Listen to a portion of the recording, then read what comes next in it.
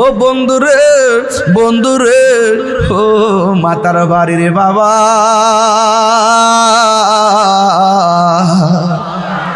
এবার সত্য আকাশে যখন আজরাইল ওই ফেরেশতা যাবে, আল্লাহ ডাক দিয়া বলবে ফেরেশতারা রে আর সামনে যাইস না, আমি আল্লাহ ইমানদারের রূহটারে রাখার জন্যে আমি আল্লাহ একটা বাড়ি বানাইছি, বাড়ি বানাইছি, বাড়ি বানাইছি।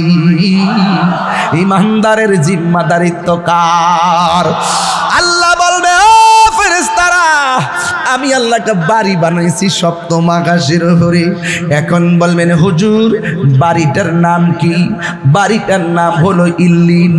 কোরআনের মধ্যে ইল্লিন আর সিজ্জিন আছে না নাই? বাড়িটার নাম হলো ইল্লিন। আর এই দিক দিয়া রুহু তো আল্লাহ নিয়ে গেছে, মাতার বাড়ির মানিক মিয়ার বডিটা ঘরে পড়ে আছে। বাজার থেকে এক রঙের একটা কাপড় আনবে, বাজান কাপড়ের রংটাকে লাল না নীল? সাদা কাপড় আনবে রে বাবা। এই কাপড়ের কাপড় হবে সাদা। এই কাপড়ের মধ্যে কোনো পকেট আসেনি, এই কাপড়ের মধ্যে কোনো সেলাই আসেনি। আরে বাবা মানিক মিয়ার রুহুডারে আল্লাহ ইল্লিনে লইয়া গেছে। মানিক মিয়ার বডিডারে বাইন্ডিং কইরা বিদায় দেওয়ার জন্য বাজার থেকে নিয়ে আসছি কি জানোনি? বাজার থেকে সাদা কাপড় নিয়ে আইছে। পুরুষের কাপড় হলো 3টা, মহিলার কাপড় হলো 5টা। পুরুষের কাপড় কেন 3টা, মহিলার কাপড় কেন 5টা? এই কথা দিয়ে কোনো মৌলবীরা কয় না। ও বন্ধুরে বন্ধুরে, ও বাবা, এবার ইমানদারের রুহটা নিয়ে গেল, বডিটারে বাইন্ডিং করার জন্যে কাফনের কাপড় চলে আসলো। আমরা এমন কপাল পোড়া, লাশের গোসল কেমনে দিমু মুসলমান হইয়া শিখলাম না। আমরা এমন কপাল পোড়া, কাফনের কাপড়টা কেমনে কাটমু, নিজের জীবনের মাপ কত মাপ নিলাম, কিন্তু কাফনের কাপড়ের মাপ আর কাটিংটা শিখলাম না। আমরা কেমন কপাল পোড়া, নিজের বাপের জানাজাটা নিজে পড়াইতে পারি না।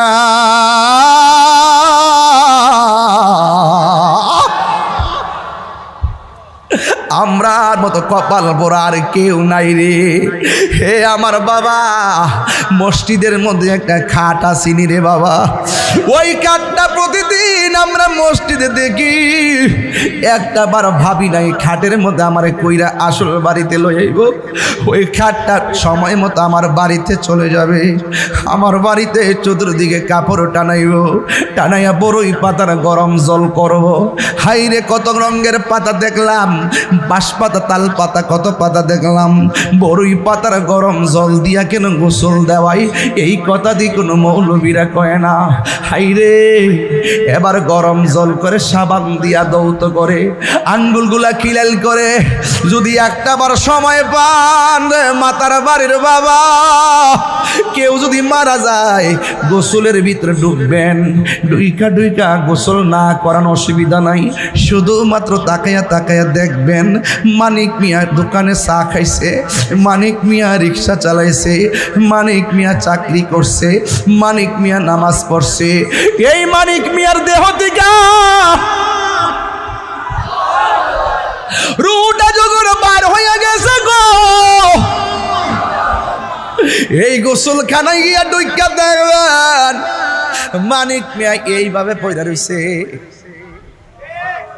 এইভাবে সোজা হইয়া পয়রা রয়েছে। হাত লড়াইতে পারে না, পা লড়াইতে পারে না, টুট লড়াইতে পারে না। একটা বার গোসলখানায় যাইয়া দেখবেন মানুষটা কেমনে তরতাজা হইয়া পয়রা রয়েছে, ডান কাত দিকে বাম হইতে যাইতে পারে না। ও চট্টগ্রামের বাবা, আগ্রাবাদের বাবা, মাতার বাড়ির বাবা, দুনিয়া অহংকারের জায়গা নয়। মইরা গেলে বাজারে বুঝবেন দেহটার কোনো দাম নাই।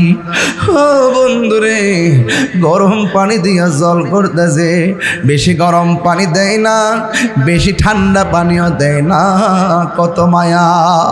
এই কথা আমি প্রায় মাহফিলের মধ্যে বলি। বেশি গরম পানি দেয় না, বেশি ঠান্ডা পানিও দেয় না, কত মায়া। আবার জুড়েও টিপ দেয় না, কত মায়া। আবার শুয়া নাতিকে বসাইয়া পেটের মধ্যে চাপ দিয়া পায়খানা বের হলে টিস্যু দিয়া পরিষ্কার করে, এমনি কাহারও পায়খানার মধ্যে কেউ ধরে না। ওই মুহূর্তে গোসল দেওয়ার সময় মলমূত্র যখন বের হয়, পেটের মধ্যে চাপ দিলে যখন পায়খানা বের হয় টিস্যু দিয়া পরিষ্কার করে দেয়। কত মায়া, মায়া রে মায়া, কত মায়া। এমনি আমরা কাদের মধ্যে বেশি ভার লই না, অথচ লাশটাকে নেওয়ার জন্যে কত মানুষ কাঁধে লইয়া তারে বিদায় দিতে হয়। কাদের মধ্যে অনেক ভার লাগে, কিছু মনে লই না। কত মায়া, মায়া রে মায়া। জানাজার মাঠের মধ্যে লইয়া, জানাজার মাঠের মধ্যে লইয়া, আল্লাহ জানাজার মাঠের মধ্যে লইয়া একটা মানুষ লাশের পাশে দাঁড়ায়, দাঁড়ায় কয় আমার ভাই আপনাদের সঙ্গে চলছে, চলার পথে যদি বলবি আর তুমি কইরা থেকে আল্লাহর রাস্তে মাফ করে দিবেন। লাশটা এক সেকেন্ড লড়তে পারে না। আমি প্রশ্ন রাখতে চাই যুবক, আমার লাশটার পাশে রাখা আরেকজনে ক্ষমা চাইব কেন? দুনিয়াতে থাকা অবস্থায় কি আমরা একজন আরেকজনের কাছে মাফ চাইতে পারি না?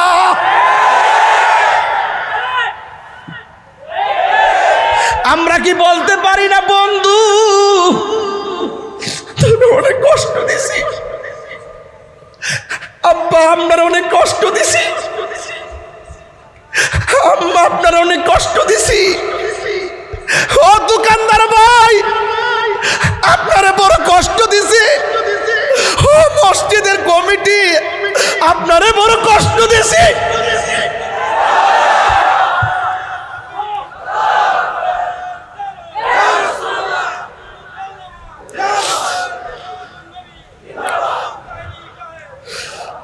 আমরা কি বলতে পারি না ভাই রে, ও ভাই হারিয়ে যাব একদিন আমি, রব নাই ভুবন চিরদিন, হারিয়ে যাব একদিন আমি, রব নাই ভুবন চিরদিন। ক্ষমা করে দিও তোমরা আমায়, বলো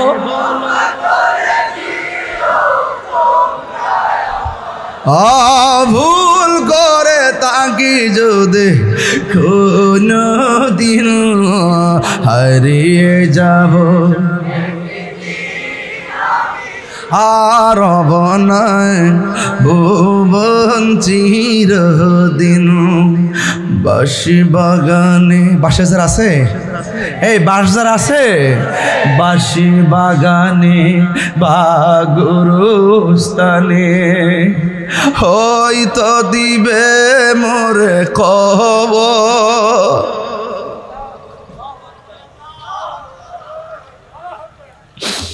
বাঁশি বাগানে বা গুরুস্থানে হয়তো দিবে মোরে খবর, তোমরা আমায় যাবে ভুলে রাখবে না জানি কোন খবর, পড়বে কি মনে আমার কথা, ফেলবে কি অশ্র কোনো দিন হারিয়ে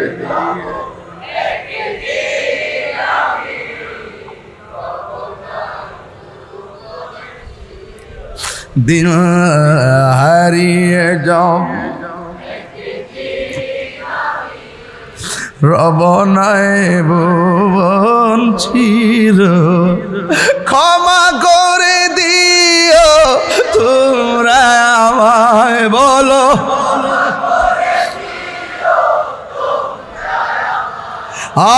ভুল যদি কোনো দিন হারিয়ে যাব ইস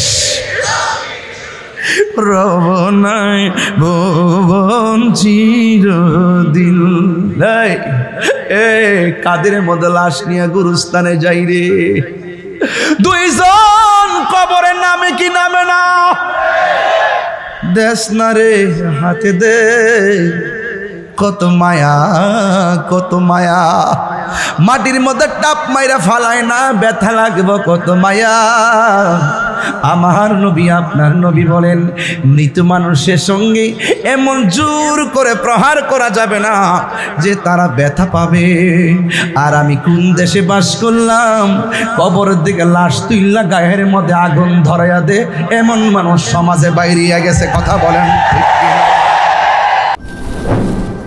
সোহাগ এইচডি মিডিয়া সত্য প্রচারে আপোষহীন আকর্ষণের আগমন সবাই বলি আলহামদুলিল্লাহ আলহামদুলিল্লাহ বলি মারহাবা বড় পীর আব্দুল কাদের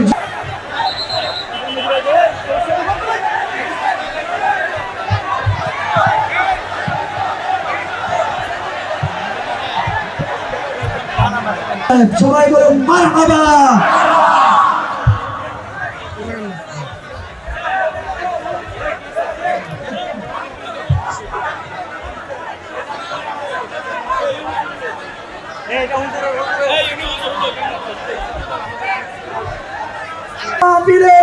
সম্মানিত প্রধান আকর্ষণ হুজুর আল্লামা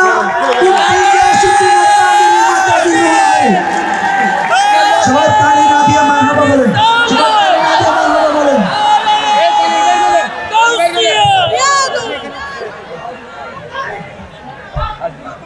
ছবি নিয়ে তায়েফের কাফেরেরা চিনল না আলো দুষ্ট ছেলেদের পিছু দিল লেলিয়ে পাথরের আঘাতে ক্ষত বিক্ষত হয়ে সারা শরীর থেকে রক্ত ঝরে হে রাসূল তোমাকে ভুলে আমি কেমন করে আল্লাহুম্মা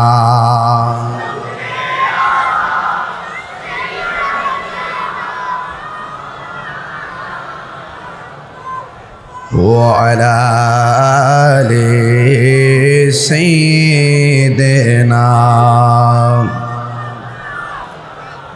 চার্জ লাগালে মুআজ্জাজ সুয়াম کرام ও মুবাল্লিগিন উলামায়ে কিরাম এবং গ্রামের এলাকার শহরের অনেক গণ্যমান্য ব্যক্তিবর্গ বসা আমি চট্টগ্রামে এসেছিলাম 6 দিনের সফরে আজ হলো আমার শেষ দিন এখান থেকে প্রোগ্রাম করে আমি সোজা গাজীপুর চলে যাব ঢাকা গাজীপুরে তা আমি এই মাসের মধ্যে চট্টগ্রামে প্রায় 12টা মাহফিল করেছি এবারে শুধুমাত্র একটু বেশি মাহফিল দিয়েছি আর মাহফিলগুলো একসাথে দিয়েছি কারণ আমার ব্রাহ্মণবাড়িয়া থেকে আসতে অনেক সময় লাগে এই জন্য এসে একসাথে 5 দিনে প্রায় 6-7টি প্রোগ্রাম করেছি তো আপনারা যারা এসেছেন তাহিরি হুজুরকে এই আগ্রাবাদের জমিনে মাতার বাড়ির জমিনে চট্টগ্রামের জমিনে নতুন করে পরিচয় দেওয়ার কিছুই নাই আজকে এইদিকে আমি কখনো যদিও না আসি ছোট্ট বাচ্চা দেখে এই তাহির হুজুর জায়গা এই ছোট বাচ্চা যেহেতু আমার চিন্না ফেলাইছে তাহলে হায়াতে বেঁচে থাকলে তাহির হুজুরের লাইফটা আরো স্ট্রং ঠিক না এমন কত লোক সামনে দা যা বাচ্চা কাচ্চা চিনে না যারা কখনো দেখে না এই বাচ্চা কাচ্চারাও আমাকে চিনে তো সুতরাং তাদের জন্য আমার অনেক দোয়া তবে আমার স্বভাবগত জায়গা থেকে আপনারা জানেন আমি হক কথা বলতে কাউকে পরোয়া করে কথা বলি না।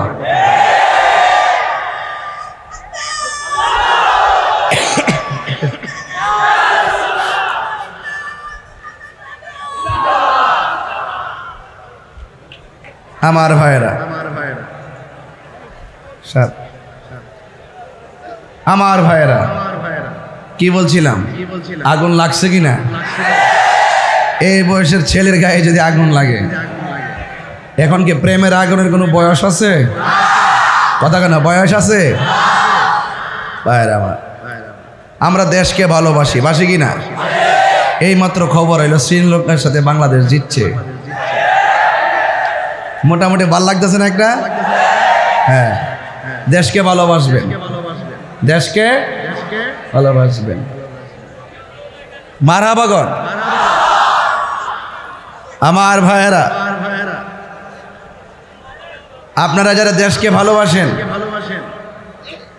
এই দেশকে ভালোবাসা ইমানের অঙ্গ। কথা বলেন ঠিক কিনা বলেন? যেহেতু আমার দেশটারে বিভিন্নভাবে চিনে বিশ্ব, কথা কন ঠিক কিনা? এই বাংলাদেশ একমাত্র দেশ যে দেশটা নিজের স্বকীয়তায়,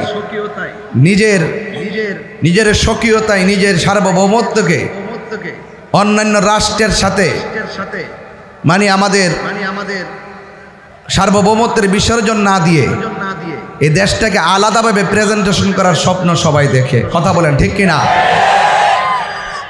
এই জন্য আমরা নিজের পায়ে দাঁড়াইতে চাই, চাই কি চাই না? যতগুলো জমিন উর্বর পড়ে আছে, এই জমিনগুলো ফসল ফলাইলে আমরা কি আরো ভালো থাকতে পারি না? কথা পারি না? প্রয়োজনে আমরা রিক্সা চালাবো, প্রয়োজনে আমরা অটো চালাবো, প্রয়োজনে নৌকা চালাবো, কারেন্টের জাল নদীতে রেখে মাছ ধরবো। এটার মধ্যে কোনো লজ্জা? একজন আমার বলতেছে, হুজুর আপনার যদি এই মুহূর্তে ওয়াজ বন্ধ হয়ে যায় আপনি কি করবেন? আমি কইলাম আমি সিএনজি চালামো। এটা কি শরমের কিছু আছে? যাদের ফাওয়ার তোলে মাটি নাই, এরা নাকের মধ্যে বড় অহংকার। অহংকার ভালো জিনিস না, কথা ঠিক কিনা? আল্লাহ কাউরে এমপি বানাবে, মন্ত্রী বানাবে, এটা আমার হিংসা করে লাভ আছে? আমি তাহেরিক আল্লাহ বক্তাগিরি করার একটা সুযোগ দিচ্ছেন, এখন আপনাকে এই সুযোগ দিচ্ছেন গ্যারেজের মেকারি করতে, এটা কি আমার পক্ষে সম্ভব? এই জন্য এই জায়গাতে আপনি আমার বস। এই জন্য পৃথিবী কেউ না কেউর কাছে ধরা। শিল যত পাকোয়াস করে চুল কাটুক না কেন, বলুন নিজের মাথা কি নিজের চুল কাটতে পারে? আরেকজনের কাছে যাওয়া লাগে না বাবা, লাগে না? লাগে। শিল কি নিজের চুল নিজে কাটতে পারে? হ্যাঁ, এমনি দিলে এমনি দেবো গা। হ্যাঁ, এই জন্য দুনিয়াতে যে যেভাবে চলুক না কেন, কেউ হাটে ঘাটে বাজারে রাস্তায় দেশে বিদেশে যে যেখানে চলুক, চলার পথের যে মূল্যবান হায়াত আল্লাহ আমরা দিয়েছেন, সে হায়াত কি বাড়তেছে না কমতেছে? একটাকে বাড়তেছে। তোর বারবটি হয় মরার পরে ফ্রিজ রাখলে বাড়তেছে বলে, মানে মরার পরে ফ্রিজ রেখে দেবে 20-25 দিনের লাগে, এরপরে কবর টবর দিব আর কি না? হ্যাঁ, তো যাই হোক, আপনার গরমের মধ্যে অনেক কষ্ট করতেছেন, এরপরে কমিটির আইনে আবার আমার আরেকটা ঢুয়াইছে। হ্যাঁ, এটা খারাপ লাগতেছে নাকি? মানে ভালো লাগতেছে? ভালো লাগে না? আচ্ছা, আপনি যখন কইছেন ঠিক আছে। এই লোকটারে এইটা যখন এই জিনিসটা যখন এই লোকটার শৈল লাগাইছে, দেখেন তখন চেহারাটা 22 বছর মতন দেখা যায় না? এটা কোন আসল কথা কয় না, আসলে সুন্দর লাগতেছে এইদিকে আর এইদিকে। মার হাবাস ধরে কোনা গেলে গা, দুই পাশে যদি লাইট থেকে মাঝখানে অন্ধকার থাকবো, দুই পাশে চলতেছে, আমিও ফাঁকে আলোকিত হয়ে গেলাম। মার হাবাস ধরে কন। যাক ভাইরা আমার, আপনাদেরকে একটু ইজি করার জন্য অনেক কথা বলেছি। এই মাহফিল কমিটিরা আমার বাড়িতে গিয়েছিল, কই ফাঁকলারি কই, এটা কই, এটা কই, ওই ওই যে ওই যে ওই তো ফাঁকল, ওই লালদারে। আরে বাপরে বাপ, অনেক মায়াই ভইরা ডেটটা দিছি। মাহা লেতু ভাই না, অনেক মায়া কইরা ডেটটা দিছি। আলহামদুলিল্লাহ, আল্লাহ কাছে লাখ শুকরিয়া, এই পর্যন্ত বৃষ্টি আসে নাই। কথা বলেন ঠিক কিনা বলেন? ইজ্জতের মালিক কেডা? বৃষ্টি বন্ধ রাখছে কে? একটু পরে বৃষ্টি নামলে কি অসুবিধা হইব? আমরা সুন্নিরা বৃষ্টি ঝড় তুফান কোনো বাধা আমাদেরকে আটকে রাখতে পারবে না, ঠিক কিনা বলুন?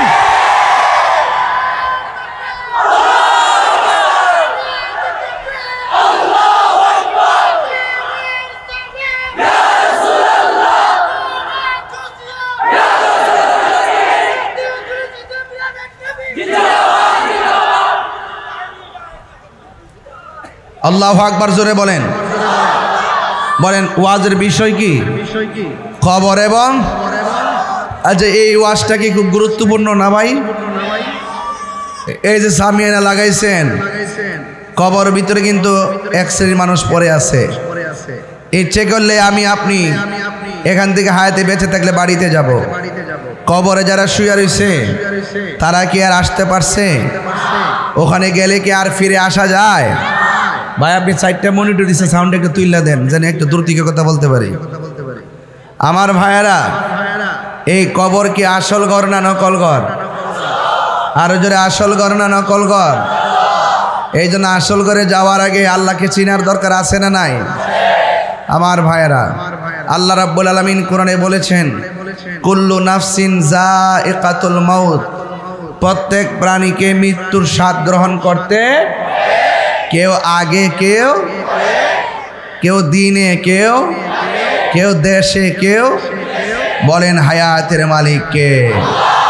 ওয়ামা তাদরি নাফসুম বিআইয়ি আরদিন তামুত। আল্লাহ বলে বান্দারি তুমি জানো না কোন জায়গায় তোমার মরণ হবে। এই আর্জেন্টিনা, এই তুই কই যাস? আর লইরা দেখিস, তোর খবর আছে। চল্লিশ একটা কাটা দিছে দোস না, পুরা খেতে লাইল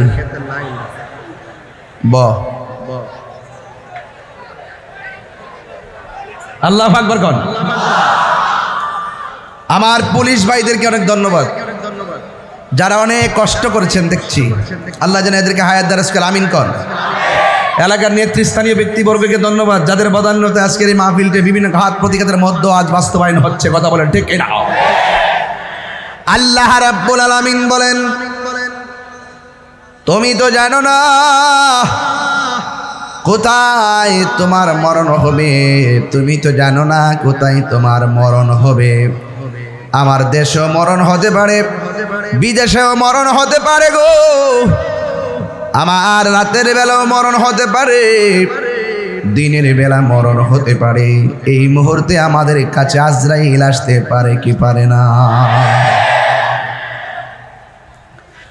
আল্লাহ রাব্বুল আলামিন বলেন বান্দারে এই মরণ বড় কঠিন। আল্লাহ বলে বান্দা তোর ভিতরে প্রাণ ছিল না, ছিলি একটা জড়দেহের মতন। আমি আল্লাহ তোর ভিতরে প্রাণ দিয়েছি, যাওয়ার পরে তুই জীবের মধ্যে অন্তর্ভুক্ত হয়ে গেলি। আপনারা জবান খুলে বলেন আমাদের নির্জীব শরীরটাকে সজীব বানাইছে কে? প্রাণহীন দেহটারে প্রাণ দিয়েছে কে? আল্লাহ রাব্বুল আলামিন বলেন কাইফা তাকফুরুনা বিল্লাহি ওয়া কুনতুম আমওয়াতান ফাআহইয়াকুম সুম্মা ইউমীতুকুম সুম্মা ইউহয়ীকুম সুম্মা ইলাইহি তুরজাউন। আল্লাহ রাব্বুল আলামিন বলে বান্দা তুমি তো জানো না গো, তুমি আমি আল্লাহর কোন কোন নিয়ামতকে অস্বীকার করবা। তুমি ছিলে নিষ্প্রাণ, আমি আল্লাহ তোমারে প্রাণ দিয়েছি। প্রাণ দেওয়ার পরে আগ্রাবাদে কেউ কাউন্সিলর হয়ে গেল, মাতার বাড়িতে কেউ কাউন্সিলর হয়ে গেল, আবার কেউ মন্ত্রী হয়ে গেল, এমপি হয়ে গেল, কেউ তাহিরির মতন বক্তা হয়ে গেল, কেউ বিল্ডিং ঘরের মালিক, কেউ টিনের ঘরের মালিক। আল্লাহ কয় বান্দা আমি আল্লাহ তোরে প্রাণ দেওয়ার পর তোরে আল্লাহ তোরে আমি সম্পদের মালিক বানাইছি, তোরে আমি আল্লাহ বিভিন্ন পদের মালিক বানাইছি। আমি আল্লাহ তোর সব একটা থাবা মেরে শেষ করে দিব। ওই থাবার নাম হলো মৃত্যু, মৃত্যু, মৃত্যু, মৃত্যু, মৃত্যু। আল্লাহ বলেন সম্মায়ুমিতুকুম, অতঃপর আমি আল্লাহ তোরে মৃত্যু দিয়া সব বাহাদুরি বন্ধ করে দেব। যখন আমার ঘরের সামনে আজরাইল এসে যাবে,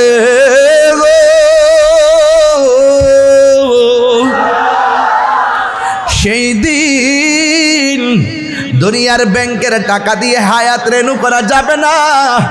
দুনিয়ার সব মানুষ তোমার পাশে বসে থাকলে এই রুহুটারে ধরে রাখতে পারবে না। ও ঠিক ঠিক এখন হায়াতের মালিককে আল্লাহ বলে আমি তোরে মৃত্যু দিব, মৃত্যু। আমি আল্লাহ যখন তোরে মৃত্যু দিয়ে দিব, তুই মনে করিস না তোর জীবন যাওয়ার পরে সব শেষ। না রে না, না রে না, না রে না, না রে না। আমি আল্লাহ তোরে মরণ দেওয়ার পরে কবরে আবার জীবন দিব। জীবন দেওয়ার পরে আমি আল্লাহ তোরে এমন একটা ঘাটের মধ্যে ফালামো। আমার নবী আপনার নবী বলে কবর হইল আখিরাতের প্রথম মঞ্জিল। এই কবর যার ভালো হইয়া যাবে, হাসরের ময়দান তার ভালো হয়ে যাবে। এই কবরে যে ধরা খাইয়া যাবে, পুলসিরাতের ঘাটে ধরা খাইয়া যাবে, মিজানের পাল্লাই ধরা খেয়ে যাবে, হাসরের ময়দানে ধরা খেয়ে যাবে। এই কবরটা হলো আখিরাতের প্রথম মঞ্জিল। আমার নবীর একজন সাহাবী যার নাম হলো উসমান যুন্নুরাইন রাদিয়াল্লাহু তাআলা। উসমান কে চিনেননি?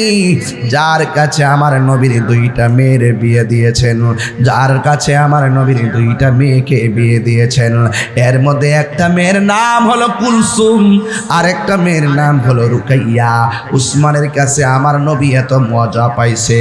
আমার নবী বলে ও পৃথিবীর মানুষ, আমার যদি আর একটা কন্যা সন্তান থাকতো, ওই মেয়েটাকেও আমি উসমানের কাছে বিয়ে দিতাম।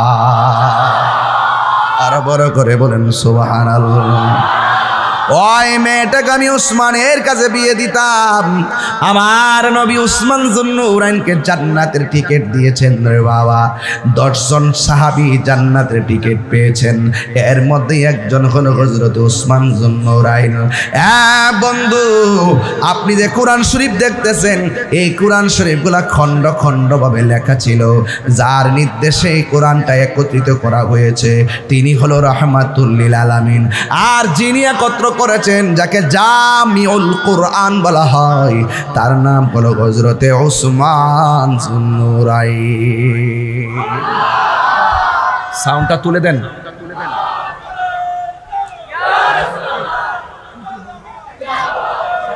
আমার ভাইয়েরা, ও আমার মাতার বাড়ির বাবা, ও আগ্রাবাদের বাবা, হালি শহরের বাবা, অক্সিজেনের বাবা, আরে যত জায়গা থেকে আসছেন গো, আপনারা আমার সঙ্গে আওয়াজ দিতে হবে। ওসমান যুন্নুরাইনের পাওয়ার কি কম না বেশি? আরো জোরে বলুন, কম না বেশি? ওই ওসমান যুন্নুরাইন যখন নামাজ পড়ে, নামাজের পরে তার চেহারাটা বড় আনন্দিত দেখা যায়। নামাজের পর তার চেহারাটা বড় আনন্দিত দেখা যায়। নামাজের পর তার চেহারাটা বড় আনন্দিত দেখা যায়। জিহাদের পরে তার চেহারাটা বড় আনন্দিত দেখা যায়। হ্যাঁ বন্ধুরে, এবার একটা জায়গায় গেলে ওসমান চোখের পানি ফালাইয়া ফালাইয়া কান্দে। ওই জায়গার নাম হলো অন্ধকার কবর, অন্ধকার কবর, অন্ধকার কবর। এবার উসমান যুন্নুরাইন রাদিয়াল্লাহু তাআলা আনহুকে প্রশ্ন করে, হে উসমান, সব জায়গায় গেলে আপনি আনন্দ থাকেন, কিন্তু কবরে গেলে আপনি কেন চোখের পানি ফালাইয়া ফালাইয়া কান্দেন? আপনি না জান্নাতের টিকিটওয়ালা? উসমান যুন্নুরাইন বলে, ও পৃথিবীর মানুষ, যিনি আমার টিকিট দিছে তিনি আবার কায়রা নয়া যাইতে পারে রে। এই কবরে কেমন হবে আমি তো জানি না। আমার নবী বলেছেন এই কবর হলো আখিরাতের প্রথম মঞ্জিল। জোরে জোরে কে আল্লাহু আকবার বলা যাবে না? আখিরাতের প্রথম মঞ্জিলের নাম কি? এই আওয়াজে মানি না, জুড়ে বলো নাম কি? এই ফ্যানটা আমার দিকে একটু দাও, আরেকটু দাও, ঠিক আছে। আমার যুবক ভাইয়ারা, কি ভাষায় ওয়াজ করব? একজন জান্নাতের টিকিট প্রাপ্ত ওয়ালা উসমান যদি কবরের কথা চিন্তা করে কান্না করতে পারে, আজকে যারা আপনারা যারা মাতার বাড়ি এসেছেন চট্টগ্রামের মানুষ, ওই কবরের চিন্তার দরকার আছে না নাই? আর বড় করে বলো, আছে না নাই? আমার নবী বলে, উম্মত দিনে রাইতে যদি কেউ 20 বার মরণের কথা খেয়াল করে, আল্লাহ রাব্বুল আলামিন তার মরণটাকে শহীদের খাতায় লিখে দিবে। এই জন্য আমার নবী বলে, উম্মত রে, মরণটা কেমন জাননি? জীবন্ত বকরির গাই থেকে চামড়া তুললে যত কষ্ট হয়, এর চাইতে বেশি কষ্ট হয় আজরাইল যখন তোমার প্রাণ পাখিটারে ধরব। ও বন্ধু, বন্ধু রে, মরণ যখন তোমারে ধরে হাড্ডিগুলা টাস টাস করে খুলে যাই, আবার আপনার রক্তগুলা পানি পানি হয়ে যায়। শুধুমাত্র তাই নয়, আপনার রগগুলো টাস টাস করে ছিঁড়ে যায়। এমন বুঝি অবস্থা আমার দাদার বাপের হইছে, এমন বুঝি অবস্থা আমার দাদারও হইছে, এমন বুঝি অবস্থা আমার বাবারও হইছে।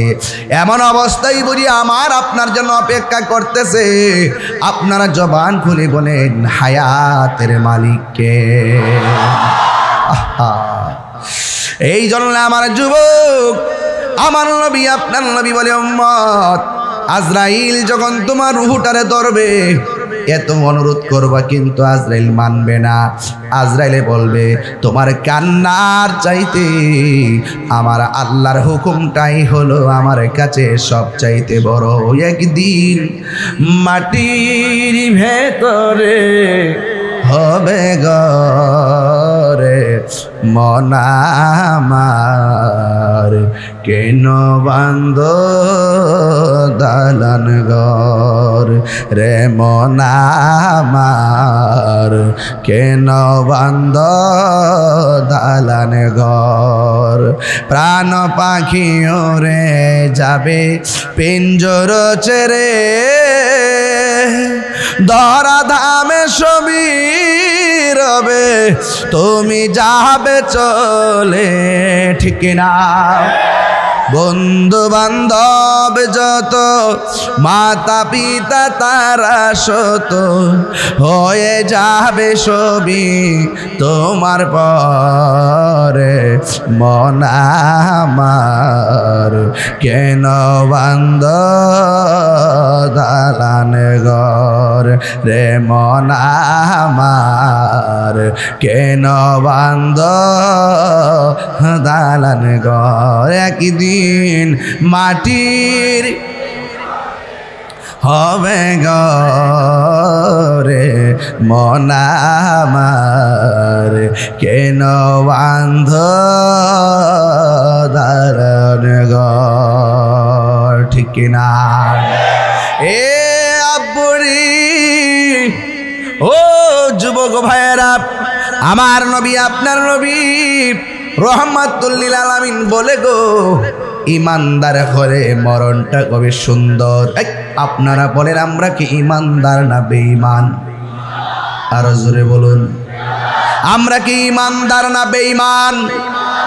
ইমানদারের কাছে আজরাইল আসবে, ঘরের দরজার মধ্যে দাঁড়াইব, মাতার বাড়িতে দাঁড়াইয়া, দরজায় দাঁড়াইয়া ইমানদার আজরাইলে সালাম দিব।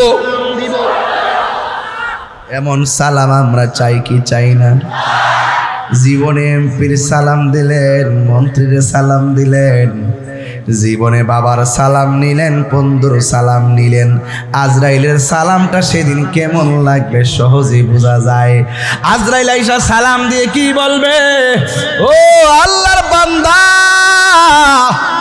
আল্লাহ আমারে পাঠাইছে, তোমার রূহটা নেওয়ার জন্য কি বলো? মাতার বাড়ি ইমানদার বলবে, আজরাইল এত দেরি করো কেন? তাড়াতাড়ি লইয়া যাও। আল্লাহর সঙ্গে আর নবীর সঙ্গে দিদারের জন্য মনটা পাগল পাগল হইয়া রইছে। আল্লাহু আকবার।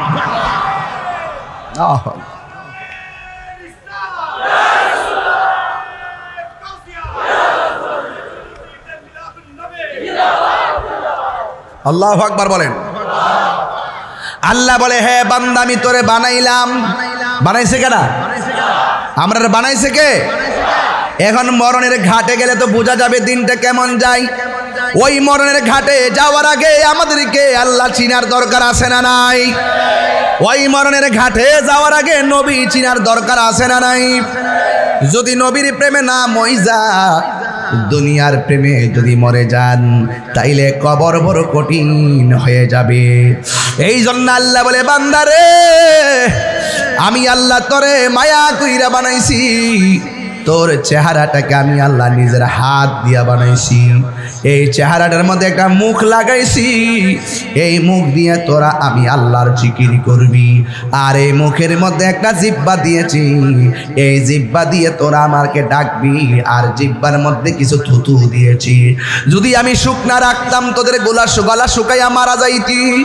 ও বন্ধু, আল্লাহ রাব্বুল আলামিন আমার চেহারাটা আপনার চেহারাটা বড় মায়া কইরা বানাইছে। আমার বাম পাশে এক ভাই বসা, ডান পাশে আমার এক বাবা বসা। একজনের চেহারা আরেকজনের সঙ্গে মিলে না। একজনের নাক আরেকজনের নাকের সঙ্গে মিলে না। একজনের চোখ আরেকজনের চোখের সঙ্গে মিলে না। একজনের ঠোঁট আরেকজনের ঠোঁটের সঙ্গে মিলে না। এবার একটু চিন্তা করে দেখেন, আমি তিনজনের কথা বললাম, অথচ এই জায়গার ভিতরে 15-20 হাজার মানুষ পুরুষ মহিলা মিলে, কিন্তু একটা বার খেয়াল করে দেখেন একজনের চেহারা আরেকজনের চেহারার সঙ্গে মিলে না, ঠিক কিনা? আল্লাহ বলে, হে আমার বান্দারা, আমি আল্লাহ তোর চেহারার মধ্যে একটা কপাল দিয়েছি। কপাল তোরা আমি আল্লাহ পাকের দরবারে কপালটারে নাক করে জমিনে লাগাইয়া আমি আল্লাহর হাজিরা দিবি। তোরা যদি দৈনিক 5 ওয়াক্ত যদি হাজিরা দেস, আমি আল্লাহ তোদেরকে আমার বান্দা থেকে বন্ধু বানাইয়া নিব। ওই রকম হাজিরা যারা দিছে তারা খাজা গরিবে নওয়াজ হয়ে গেছে। কথা বলেন ঠিক কিনা? ওই রকম হাজিরা যারা দিছে গো, এরা গাউসুস সাকালাইন পীরানে পীর গাউসুস সাকালাইন কাইয়ুমে জামানি শেখ সৈয়দ মীর মহিউদ্দিন আব্দুল কাদের জিলানী আল হাসানি ওয়াল হুসাইনি রাদিয়াল্লাহু তাআলা আনহু হয়ে গেছে। কথা বলেন ঠিক কিনা? আল্লাহু আকবার। ইয়া রাসূলুল্লাহ, ইয়া রাসূলুল্লাহ।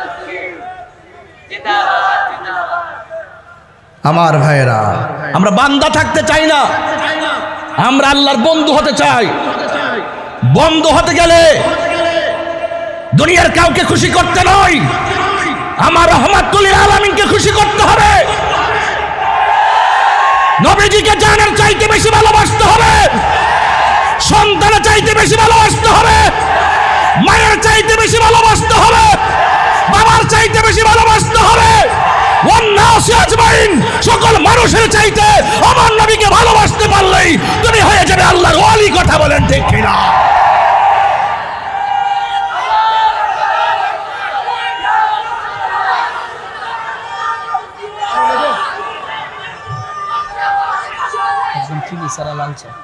আল্লাহু আকবার জোরে বলেন, আরো বড় করে বলেন আল্লাহু আকবার। সেই নবীর প্রেম আমাদের আছে না নাই? নামাজ পড়বেন পড়ার মতো,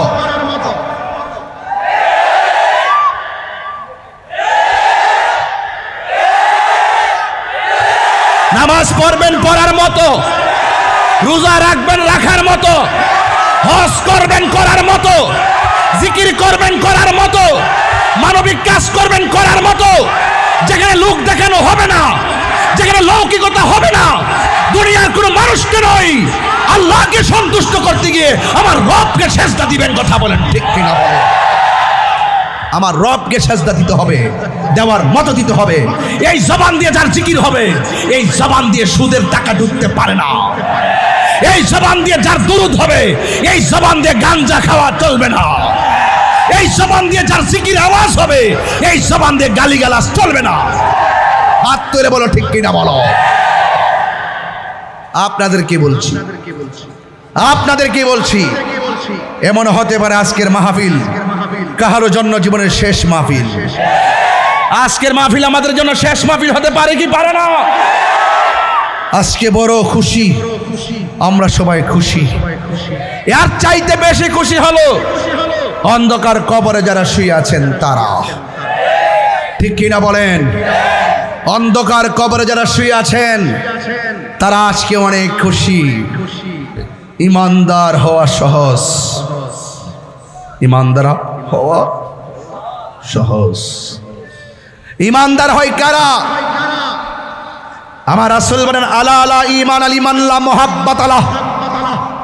যার অন্তরে আমি নবীর মহব্বত নাই তার ঈমান নাই। যার ঈমান নাই তার নামাজের দাম নাই। যার ঈমান নাই তার রোজার দাম নাই। যার ঈমান নাই তার হজের দাম নাই। ঈমান আছে তো আল্লাহ আছে। আল্লাহ বলতেছেন বন্ধু আপনাকে ভালোবাসলেই আমি আল্লাহকে ভালোবাসা হয়ে যাবে। সুতরাং আল্লাহ মানা নবী মানা নয়, নবী মানলেই আল্লাহ মানা হয়। কথা বলেন ঠিক না বেঠে? আমরা সুন্নিরা যারা নবী নবী করি, জশ্নে জুলুস পালন করি, এরা আমাদেরকে বেদাতের ফতোয়া দেয়। এই বেদাত এখন আর খায় না। তোমরা বেদাতের সংজ্ঞা নির্ণয় করতে ব্যর্থ হয়েছ। তোমরা বেদাতের প্রকারভেদ চিহ্নিত করতে ব্যর্থ হয়েছ। তোমরা ঢালাওভাবে বেদাত বেদাত বলে বলে সেই বেদাতে হাসানাকে নিকৃষ্টতার কাতারে নিয়ে যাওয়ার চেষ্টা যখন করেছ, তখন আমরা দলে বলে রাজপথে লক্ষ লোক মাঠে নেমে প্রমাণ করে দিয়েছি জশ্নে জুলুস পালন করা দলিলের ব্যাপার না, এটা মহব্বতের ব্যাপার।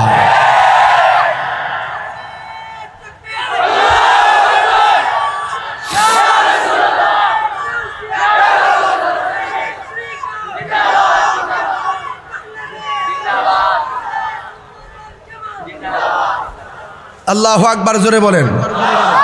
তাহলে ইমানের দাম কম না বেশি?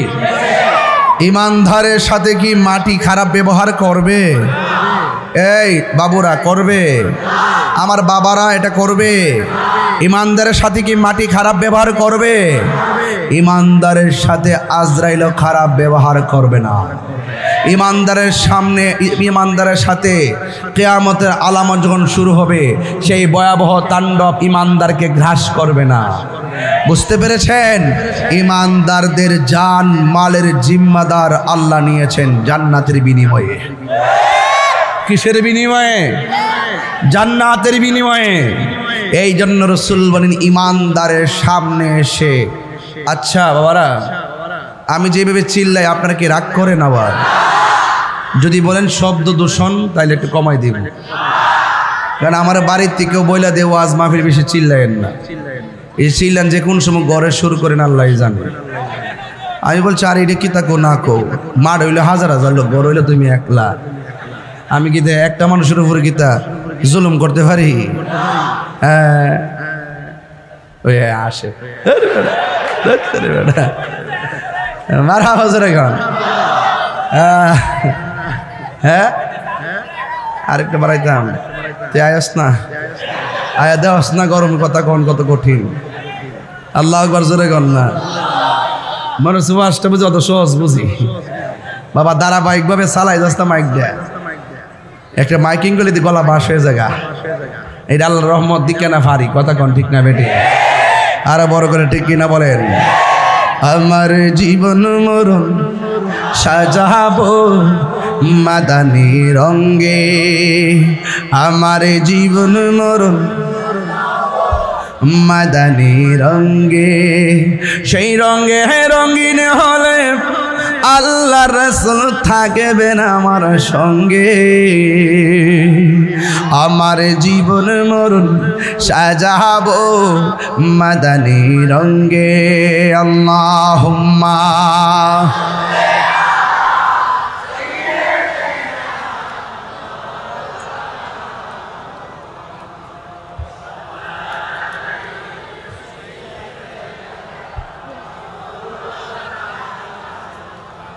হক লা ইলাহা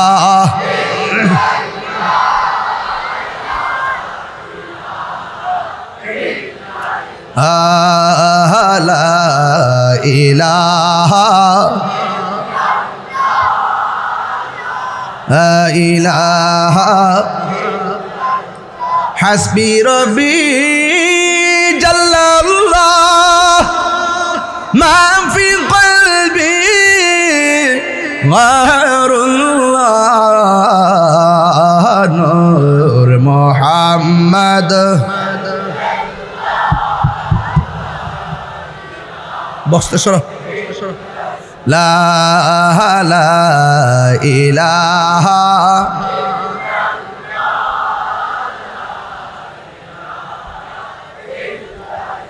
একটা জবান বন্ধ রাখবেন না, মোহব্বতে মায়ার সুরে বলো সুবহানাল্লাহ। মদিনা ওয়ালা ওয়ালা গো, মদিনা ওয়ালা গো, মদিনা ওয়ালা ওয়ালা গো, মদিনা ওয়ালা সুবহানাল্লাহ। ইমানদারের সামনে আজরাইল আইসা সালাম দিবে, সালাম দেওয়ার পরে কি করবে জানেননি? ইমানদারের মাথার কাছে গিয়ে বসবে। সুবহানাল্লাহ রে। এখন মাথার পাশে যে তার স্ত্রী বসা, আজরাইল দেখেনি? দেখে? আজরাইল বলে দেখে। কি থাকো বাঙালি, যে বাঙালি আজরাইল দেখলে বাইন্দা রাখলো, যে বাঙালি জীবন বোঝান যেত না, এমন আবেগী বাঙালি আমার জন্মের পর দেখছি। হ্যাঁ, আল্লাহ জানে। এই বসো, আমার যুবক ভাইরা, ও বন্ধু, ইমানদারের মাথার পাশে গিয়ে বসবে রে বাবা।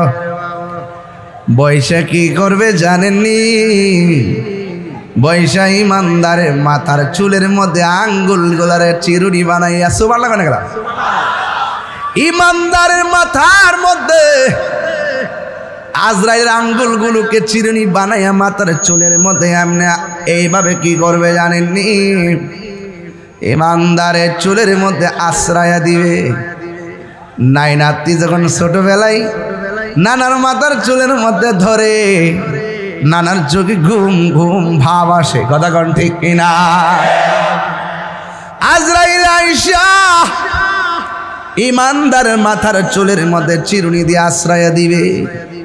অথচ এই লোকটার ডান পাশে মা বসা, বাম বসা, বন্ধু বসা, বান্ধব বসা।